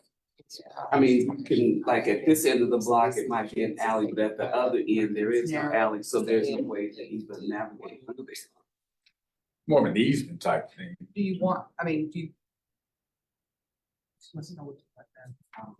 It's just, when you brought that up. And then my other Yeah. question is with the illegal dumping, and I've asked Brandon about the trail camera and maybe signage. Do you have funds for that? so that's a great question. Glad you asked. You can tell it's not the first time I've heard that. So, Public Works, they really have the money for the illegal dumping program. We have not had good success in getting them to place additional signage. Primarily because where would you put it? I mean, there's, with so many locations, how would you pick and choose the best place to put, no illegal dumping here? You know what I mean? Well, where I live is frequent, so I think it would be appropriate right there. Yeah, well, yes, of course, we're frequently And I know you drive said that. you don't have the staff, so maybe volunteers could, I could take a hammer and go, you know, tap it into the ground or something. Give me a location. I'll see what I can do. Like I said, my track record on this is over 20, but I can. That's, I'll try. that is a fascinating topic too, because we've seen where when we put signs up to warn against illegal dumping, it's almost like it identified it as a site. And we've seen where cameras and dummy cameras and different things that just haven't had much of an impact. Folks just, and we're. Now, I need to be careful how deeply I get into this here, but we've got to look at it from the prosecution side. Because people know, you know, if we take pictures, they're doing this because they know if you get a picture of me, even if you've got my license plate, but you've got this, they know that the judge is gonna say, I can't prove that that's labor. That's not enough proof. It's obscure enough. And it's unfortunately that where we're at now, that tends to be what happens. We had a case where we had a picture of the individual, their vehicle, their license plate, everything, but he was wearing a ball cap. The ball cap was kind of pulled down. And he said, nah, that's not me. That's not me. I think I loaned my truck out. I can't remember exactly who I loaned it out to. Well, it may not And be the terrible. judge, and the judge dismissed it on that, said we didn't have enough evidence. Oh, I know that area. So it is very challenging to try to come up with some new ideas and some new ways, and it would probably take some new rules in order to actually and aggressively prosecute that. Another challenge is that the police aren't sitting around twiddling their thumbs looking for extra things to investigate and prosecute. So there is a resource issue associated with that as well, because we have to have PD help with that. We do not have the expertise to do that kind of stuff on our own. So it's a challenging one. I wish I had a better answer for you, other than we're trying to figure something out. But we are open to ideas, that's for sure. And with cameras too, what we've learned is you can divert illegal dumping from one location. You can divert it from a high frequency location to whatever's the next closest place around it that doesn't have a camera. And that's a sad reality, but that's exactly what happens when you do that. So. It's Um, a tough nut to crack. about the illegal dumping, I'm just curious, you know how they put those big old boulders to block access? Does that help? Oh, yeah, you can't pull in there with a truckload, you can't dump it. Some of the areas. No, I was just curious if that No, works. absolutely. Okay. Limited access, 100% will help. The difficulty is some of the places that are frequently dumped on have to be accessible to emergency vehicles. So you can't use something like that couldn't be moved. It so depends on where it is, whether you can block it off on a more permanent basis or not. So alleyways, because they have to be able to get to the back of those properties in case there's fire. Down the southern part of Wichita. The fire department just battles that because there's a lot of shed fires and they're on the back of the property. So their access to get to those is down that alleyway, which is also frequent illegal dumping areas and that. And there's also a really bad area right down 17th in Kansas. Did you ever ride by there? You know how you know also? So I have been the illegal dumping alert since mid-October. Okay. I know more about this than you would ever think anybody would. Because, like I said, we had a vacancy, we had filled, that first candidate had some health issues, had to resign, we've gone back, hire again, still don't have anybody. I produce the work orders, I send them, I look at the pictures, I look at the completed work orders, I analyze the data, I pay the bills. What do you want to know? Man, I know a lot about that. Firsthand. Well, how come that's still there on Kansas, 17th in Kansas? Contractor hasn't gotten it yet.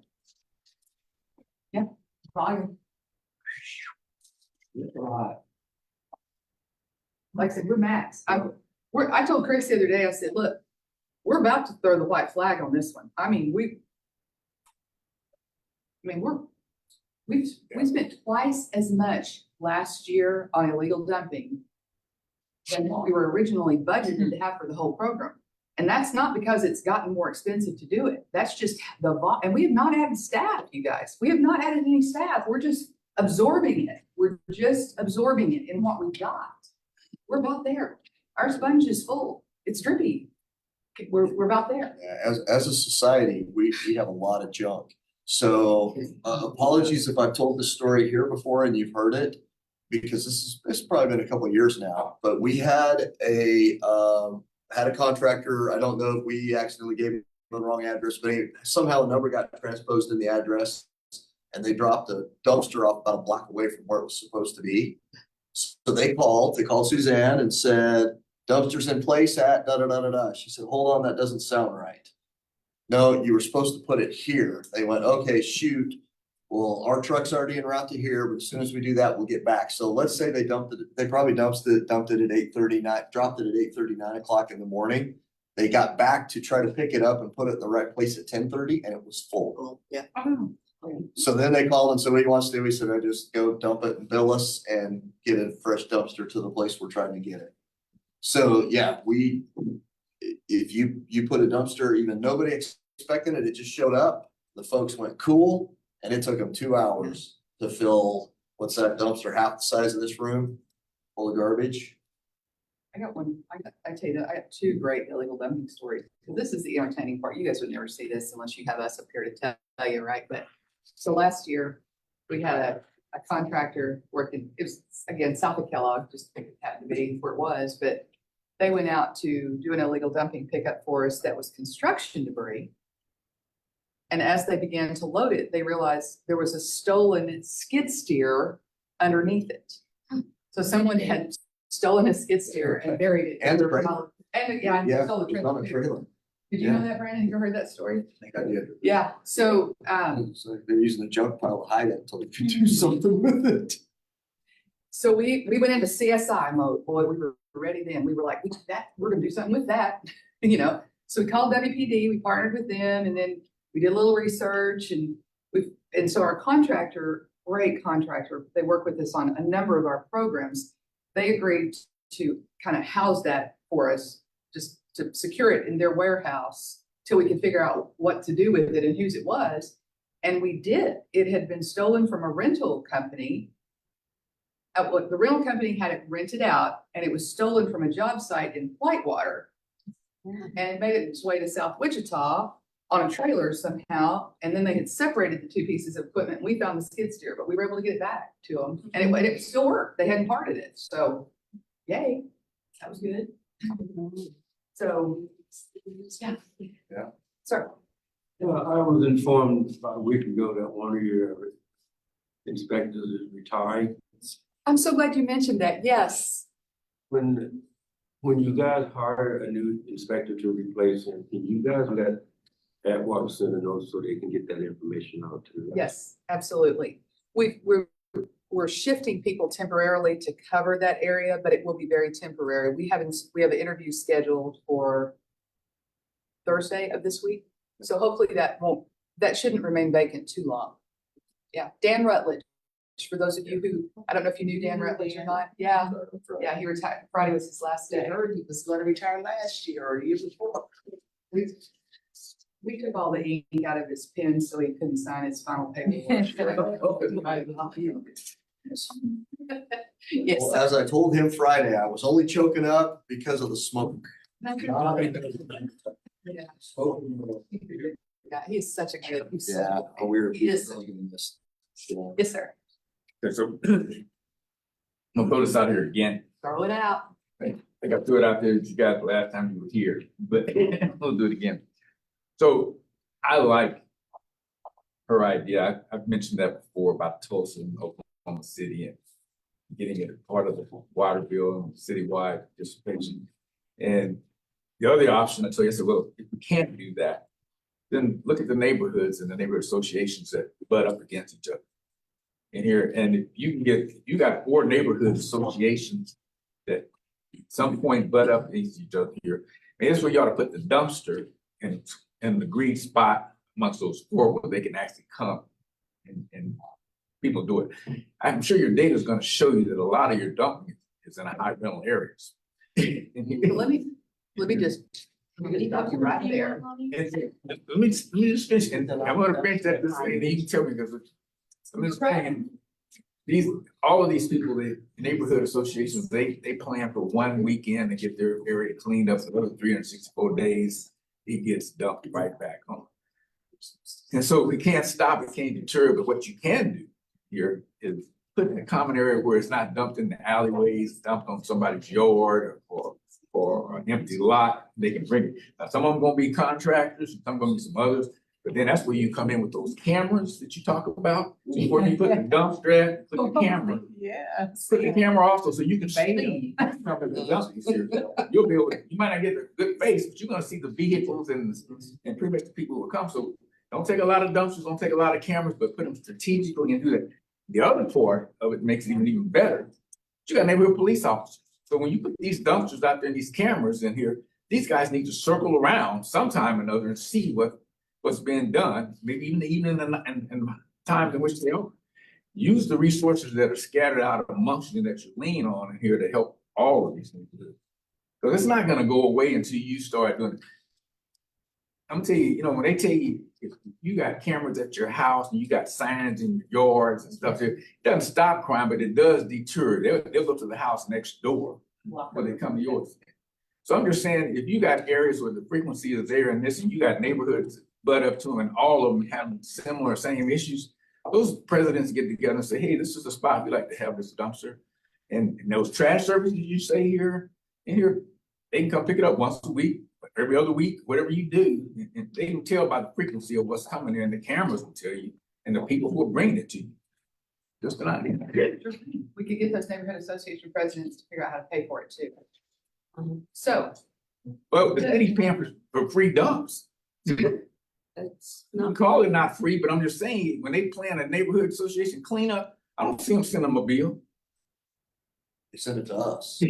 Well, then you got budget, I'm just saying, you're gonna spend it one way or another. Whether you send a guy in a little pickup Yeah, truck. that'd be worth it. So it costs, Caitlin pays the bills, I just on the, approve on what, anywhere. for dumpster placement, Yeah, average about $900 a property when we place dumpster. yeah, because it's Oh. it's a couple hundred to place it and then 6 to 8 to haul it off, depending on how full we put it. Your jobs are not gonna go away. I'm just trying to tell you how to I'm not worried optimize about that. and do that. Not 100% worried about that. We will never, yeah. So that would be permanent dumpsters to allow legal Well, what I'm dumping in saying is- those and to try to catch those who are illegally dumping in that dumpster. Well, it's Yeah. particularly when you have, You're particularly what you describing got. from the theory that if you give them an opportunity to dump legally, that the people who are dumping illegally then will take advantage of that and we can look and see who they are. but maybe instead of having that, I think some of these neighborhood associations would agree, instead of having 1 day cleanup, that money you spend on that 1 day and all of the vehicles, trucks and personnel, and people coming out, they will combine our budgets to set a dumpster out here every, once a month, whatever. Are you taking note of that? Because neighborhood cleanups are coordinated through your office. He ran down tonight. What do you say? Awesome, what did I sign up? I do have one anecdotal. One anecdotal kind of story of how that program and ours overlapped a couple of years ago. District 1 had done a fabulous job of coordinating a weekend cleanup in an area, and they were gonna do curbside, right? They were gonna have people put it out, put curbside, and had volunteers come around and help pick everything up. And that was a great plan. Except the volunteer manpower didn't exactly materialize in the way that they thought. And so there was some concern about what was gonna happen. There was still quite a bit of things left at the curb. And so we worked with District 1 rep at that time. And so I told my inspectors, there were several, I said, just go up there. It was a contained area, right?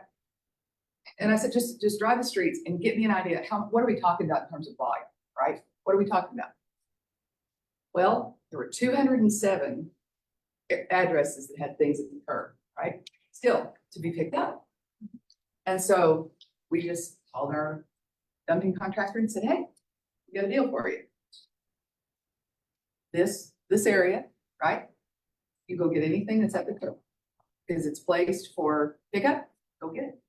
And they did. That's not sustainable under the model we have now. We could do it for a one-time courtesy because if the city did not step in and pick all of that up, their trash haulers were not going to do that. Our only option then would be to handle it through a caseload, which is unfairly punitive to people who put it out in good faith, right? So that was the best solution for that. But again, not sustainable under the contracted system that we have right now. So you just circle back around to this, because our city's gonna always have problems and issues if they say they can't fund. That's our homeless shelters. We can do a one-time Oh, yeah, homeless shelter. count on that. That's job security for me. Hello. We can't say we can't sustain, or we trying to get money, whether it's ARPA money, whether it's federal money, state money. We seem to find it to do the one-time effort. But we can't seem to find it to do sustaining. You need to come follow us around for a day. Oh, I'd love to follow You you. do need Y'all need to come follow me for a day and. It's a good question. Yes, ma'am. I remember that, Yeah. yes, and we have had split leadership. My prayer is, we can put the neighborhoods back together again because the organization Hasn't changed a bit. a mess. And having been president prior, much prior, hopefully with Eric, we can put it back together and hopefully we can service it a little better, even though we're those who volunteer are older. So I remember that. We're happy to. I remember that because the coordination sucked. You know, if you find yourself in a position like that where your volunteer labor is questionable Yes. for an event like that, reach out to Suzanne, our liaisons. And I say that because it's in the news and her contact is in the newsletter. Because she's got volunteer groups, football teams, you know, things that would come I in. They used to come teach at the Union Rescue Mission and I would just say, who wants to volunteer? And I'd go and pick them up and I'd give them gifts. But I don't teach out there anymore. Yeah, yeah, like I said, we can, especially, you know, if you're in a bind. don't- Yeah, but I wasn't the leader. I'm always volunteering.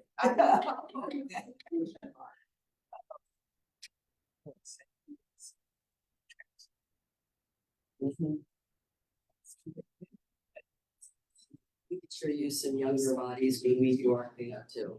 So you can give us some guidance. So do you ever reach out I to, wish we had young people. It's all of us old folks. do you ever reach out So to we need these volunteers. guys that, you know, national honors say? We know. Oh, We can't get volunteers from you. We can barely do volunteers for us. Well, we used to be able to get them, but Well, but we're 30 years older now. Yeah. yeah, we got the motivation to listen to them. People are so motivated to do their own. They gotta do it. Live in my tractor over and cut folks' yards, and they want you to do it forever. But, you know,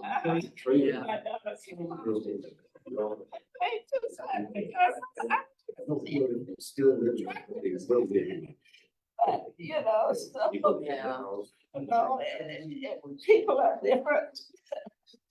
I agree. This address is ringing the bell.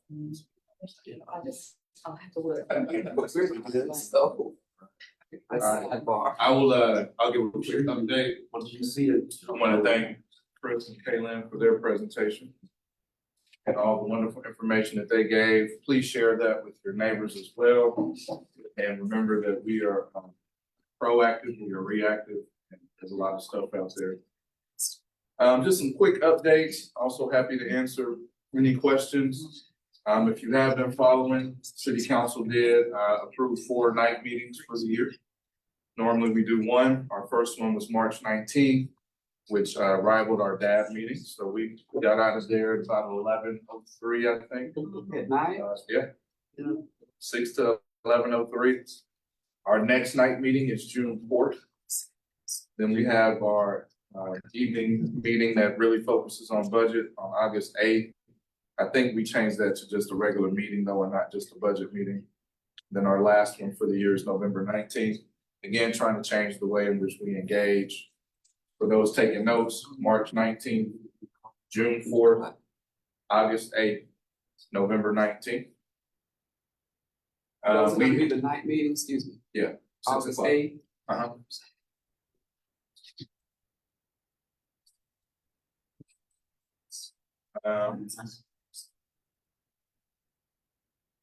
Say something else about that night.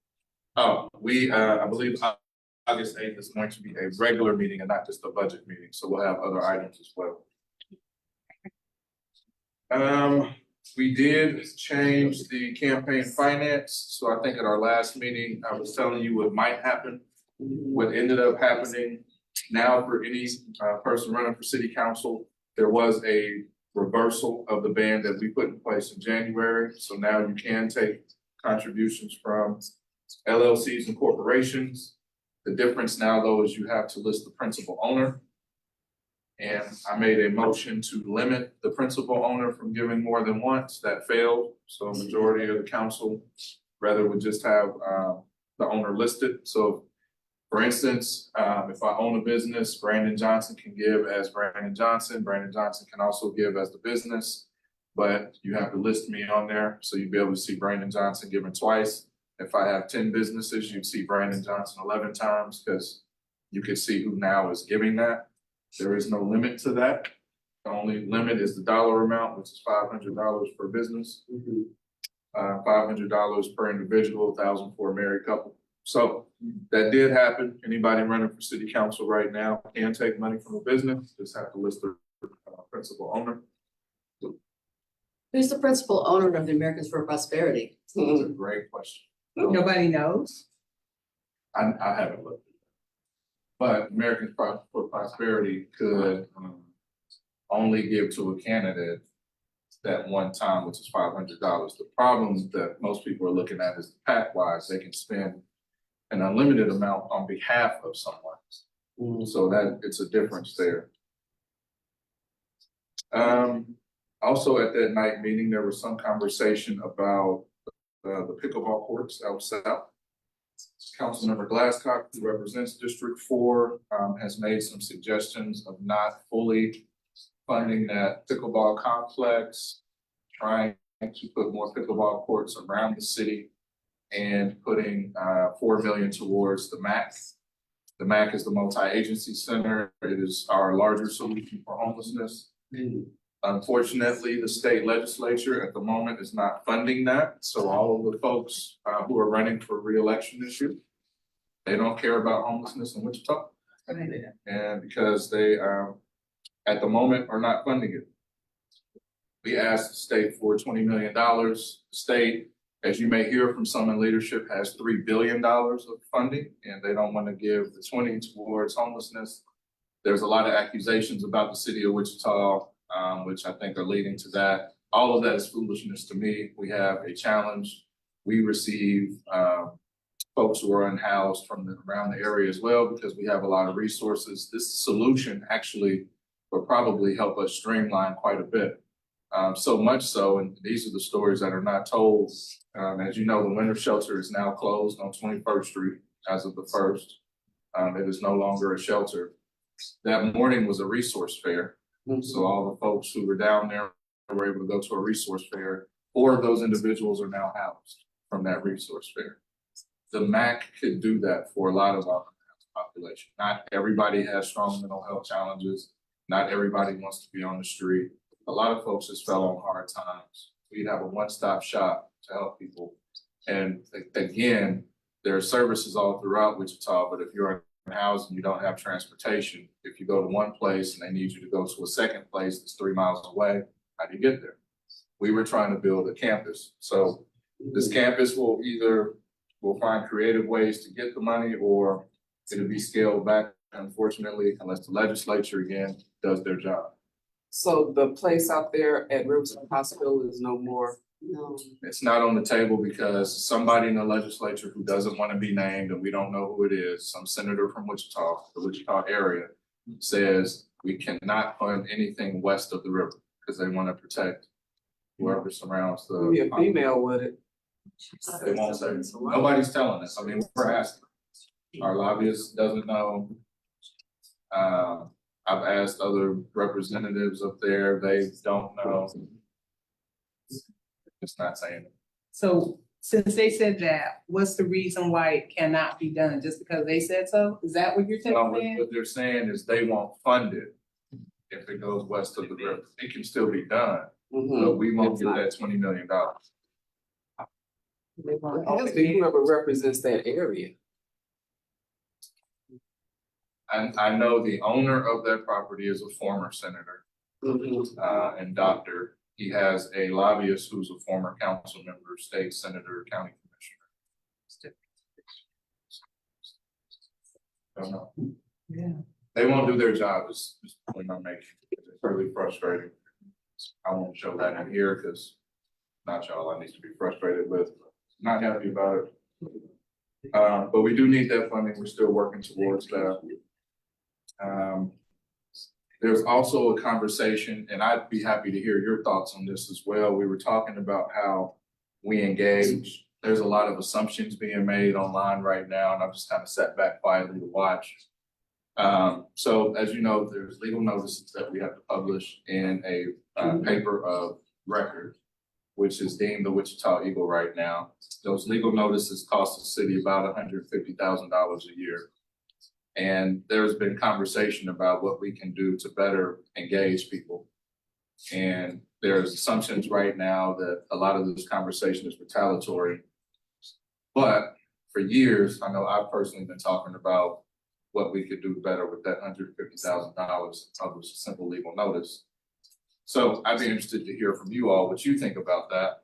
What I've said from the bench, and I think my words get twisted, is that we have other publications that people read. Not everybody reads the one publication, Wichita Eagle, and I've talked about what can we do to publish notices, information, advertisement, promotion, programs in the community voice, the Beacon, AMUW. There's a few Latino publications. I think there's a Vietnamese publication. They don't see anything from Wichita. And if we're looking at legal notices, those are in English. You know, we're not translating those. And I've been saying for a number of years, you know, what can we do to take that budget and boost it? That does not mean take money from the Eagle in that sense. It just means they wouldn't be guaranteed $150,000. What it does mean is that we would try to direct people to our website for more information. There's some things published in paper. There's a lot of things that are not. There's a lot of things most people don't know about.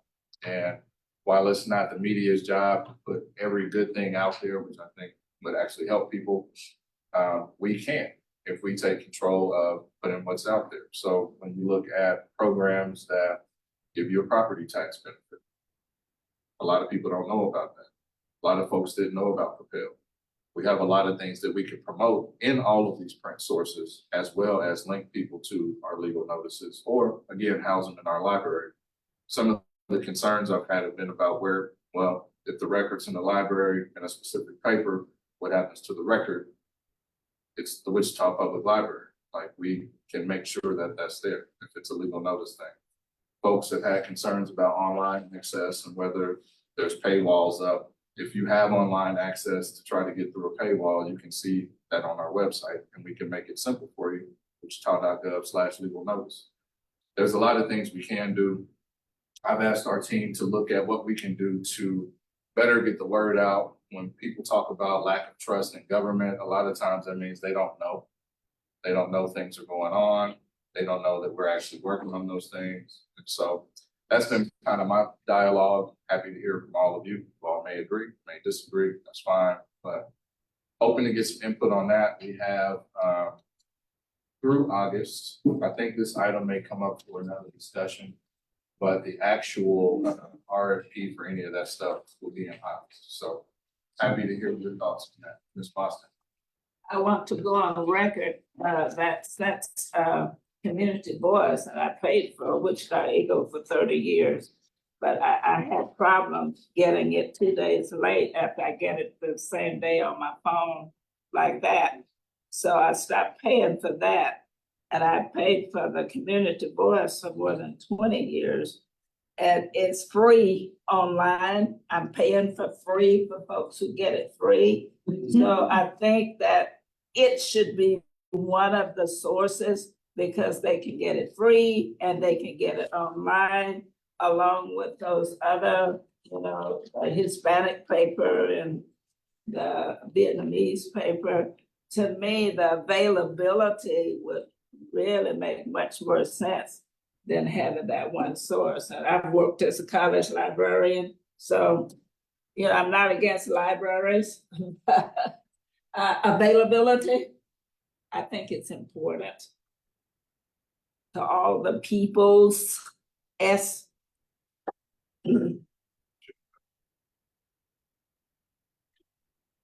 any other hands? I'll keep going. You will see an item on housing come up. Me and Councilmember Hoheisel have been talking with Troy Anderson about that. I'm not sure if you all saw the story, the recent story of what happened in Emory Gardens, where a resident's roof caved in and there was black mold. Not funny, but just Emory Gardens is crazy to me. We have been talking about what we can do to really address that. So hopefully we'll see that come up here in the next month or so. We've been really talking through those things. Troy has indicated that they made a lot of progress on some of the legality work. So that will be coming up. One of those things that, as you all know, I have been really pushing for. As of Tuesday on consent, as long as consent is approved, we will have changed our council appointment process to the ranked choice voting board account mode that I pushed for. Which means that in the event of a council member stepping down, being ousted, or finding another office to serve in, the district advisory board and council process will be a lot easier and quicker than it has been. Historically, let's say I vacated this seat and somebody wanted to get appointed, it would go to the district advisory board. You might have 5 or 10 people show up, and then they kind of figure out, rank, but I think we had a point system, and that would go to council, and council could either look at that and cater or not and make an appointment. I never thought I'd go through 3 of those, but I have been. And the first 2 were smooth, and the last one is what kind of made me think about this, where District 3 didn't have a representative for probably like 2 months, and we couldn't agree as a council. And there was all types of accusations behind that. And then they finally got one. If we would not have approved that appointment, that meeting, it would have went to a coin toss, which I know nobody in here would like their representative being a coin toss. So this will rank candidates 1 through 5 with a certain point system. That'll go to council. Council will be able to rank their candidates 1 through 5. The top candidate that gets the most number 1 votes be the one who becomes a council member. It all happens in one voting session. It is highly unlikely to be a tie. Now they did not want the transparency clause I had in there, which would force us to tell you why we were voting for that person. I'm always willing to do so. I'm hopeful that future councils, if they come into that situation, will. But as I was accused of having different motives, that day I spoke to why. I recommended the person I was supporting. No one else did, but I'm always happy to do that. But I think that you all probably would want to know what our thinking was on that. But council, majority of the council wanted that to come out, so that's out. But we will have the ranked choice voting process. 29th and Grove contamination. Route the Power has been out, I know, at least twice since I last said that to you all. Because I saw them the other day when I was driving down Grove. They are doing a door-to-door well survey, going to the houses that did not respond to the door hangers. Still working with Union Pacific on next steps. They're looking at potential final locations to put those cleanup devices. After we have a pretty good idea of where they want to put those, we will call individual neighborhood meetings for those along those fluent areas. Talk through where that will go and get community feedback on that. Once the neighborhoods are okay with the location, I've told them we'll probably push for a larger public meeting sometime in the fall. That way everybody's on the same page and we can share where we're at with the contamination process. And again, I've been pushing them to get these things in the ground before I get out of office because I think too much time has passed. It's time to start getting that stuff cleaned up. No updates on the Jackie Robinson statue as far as new arrests or anything. We are working through securing the facility in preparation for when the new statue gets there. We are looking at concrete bollards that will go around there that can stop vehicles from pulling up there, and security cameras. The bollards would have artwork. It would just be plain concrete. Ella Bacchus is working on that. She does great work. She did 9th Street, yes. So on this Jackie Robinson thing, is there a possibility that, I think you said it was 2 people, that they will never, well, 3, but you got 1. That, is it a possibility that these other 2 people will never get charged with anything? Since we still, you don't have any updates, and I haven't heard anything in the news, nothing, absolutely nothing. But what I can say, let me think for this. What I can say is that they have a pretty good idea of who it is. They're just building a case. They're still working on it. Cause well, there's a lot of stuff I can't say. There's a lot more to it than just those two. What's been publicized. And so they are making sure it all ties up. The biggest hint I can give is just to think about where the remnants were. Mhm. And if I say too much past that, I've actually said more than they told us. But there's more to it. They know, they just need to tie all the loose ends together. There will probably be a significant announcement when all of that is done. But they're working on it still. We will hopefully have a celebration sometime midsummer when the statue was put back up and the artwork is out there. This summer? I thought they said it'd be a year. I said 6 months. Oh. It's getting better once they get those other. Unless they changed it, the last update I got was 6 months and we were talking about trying to plan it for mid-July. If anything, I said my hope was that it would be before school started. So we could have that. If that changes though, I'll let you know. But the last time I heard it was sometime mid to late summer. But it could, I know you can't say, but it could be more than just selling scrap metal. Oh. It was, everything we know, it was really just the scrapping of it. It's just who was doing the scrapping. It's just where I'm not supposed to talk about.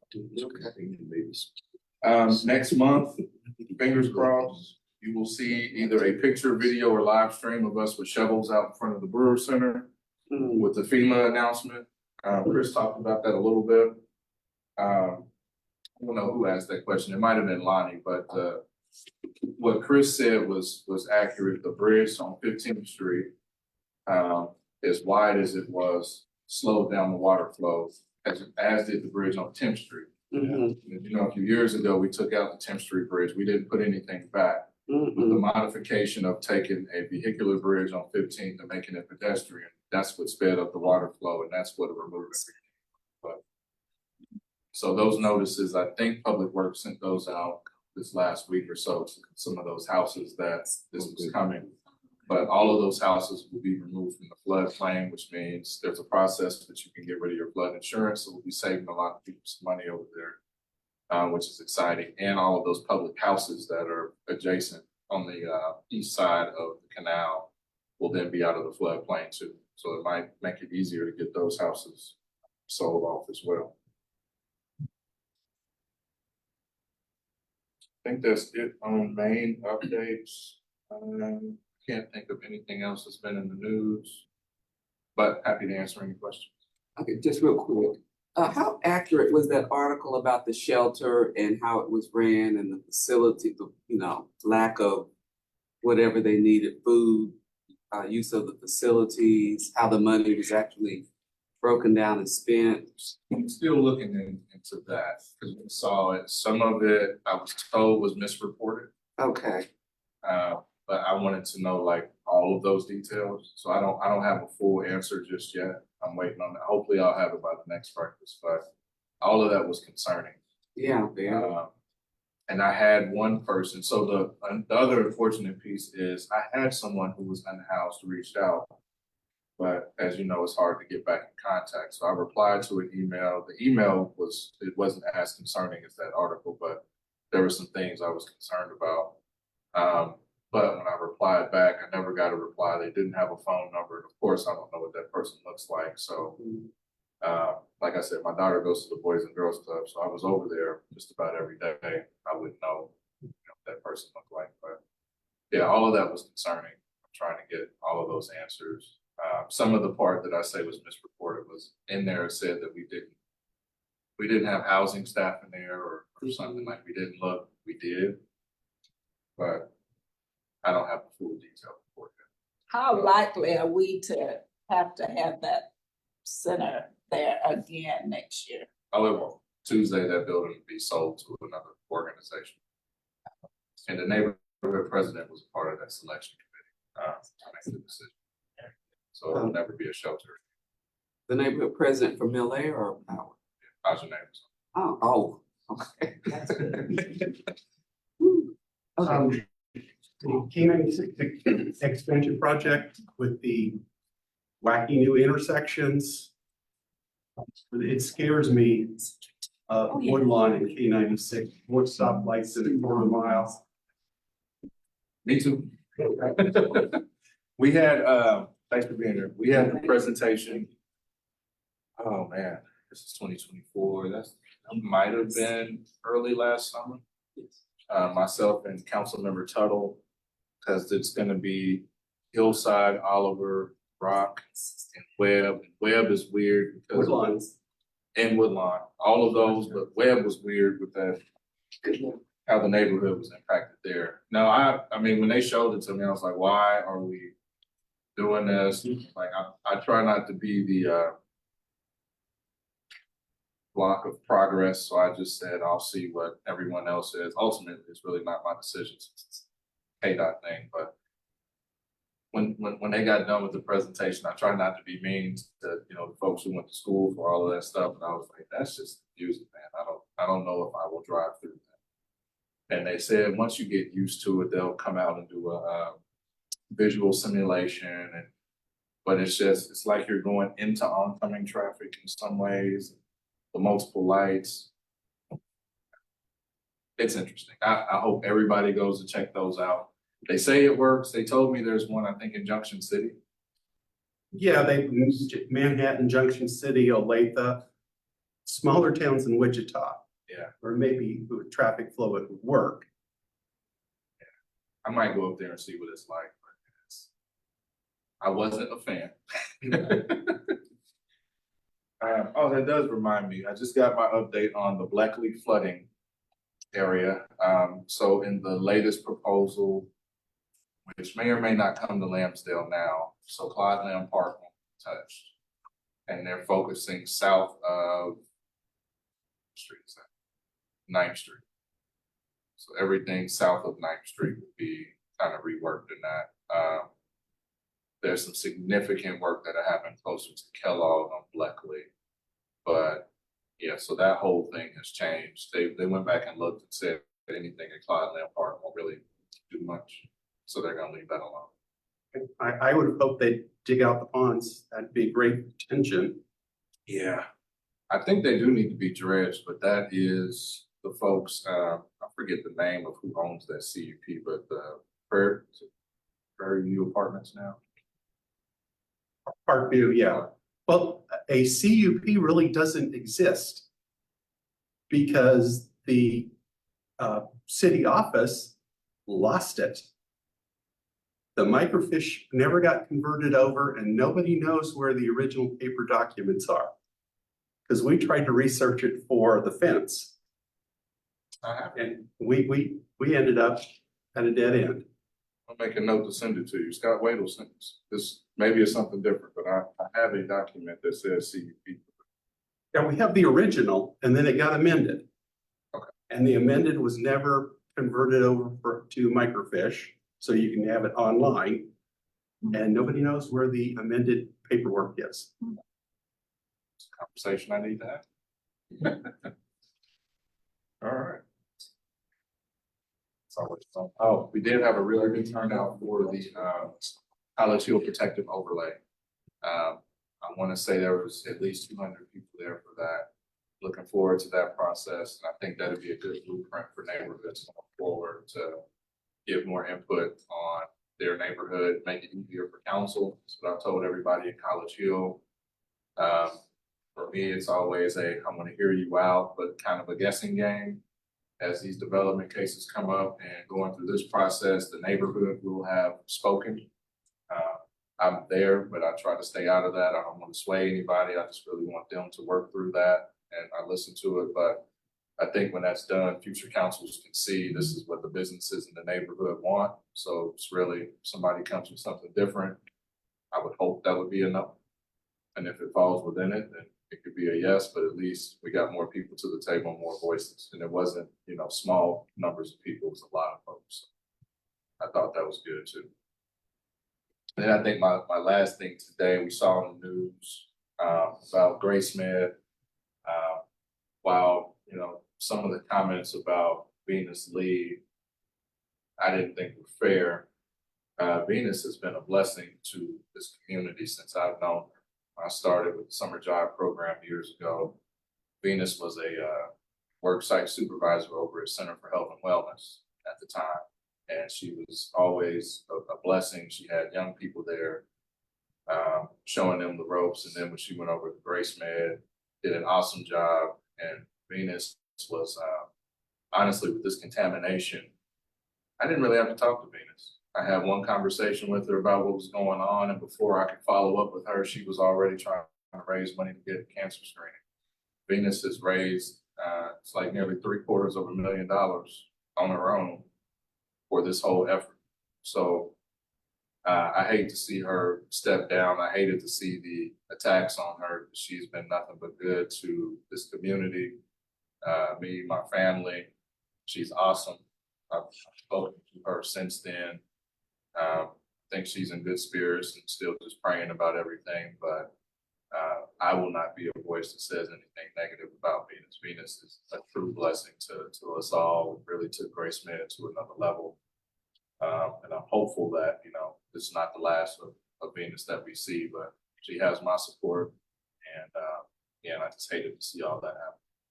Her apology doesn't work when the former president does.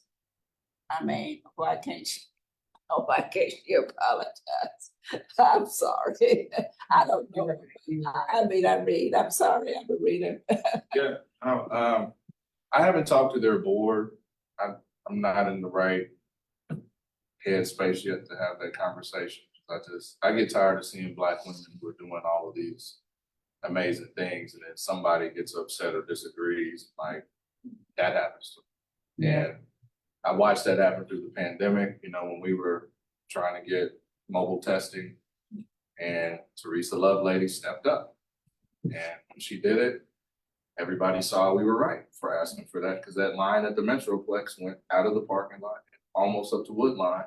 I think 800 people went to get tested that day. It was like, but then there was this whole, you know, why did she do that? And she's stepping out of her lane. Just that stuff frustrates me. People do a lot of great, amazing things. I accept it for me because I ran for office, but I just think, you know, when folks are out doing some really good work, and it's not really, maybe it's a woman thing. I mean, Teresa over at the Health Foundation, she was doing some amazing work, and then people got upset with her. So I don't know. I just keep seeing good people get done wrong, and it's frustrating. I always publicly support her, will continue to. So praying for Venus and her future, and I hope that it all works out for her. But as you hear those negative things, people who have issues with decisions she may have made, I thought Venus did an amazing job. I'll probably say something more publicly at some point, but I just think it's unfortunate what happened. But with that, we have our District 1 breakfast. We will be here again next month, first Saturday at 9:30.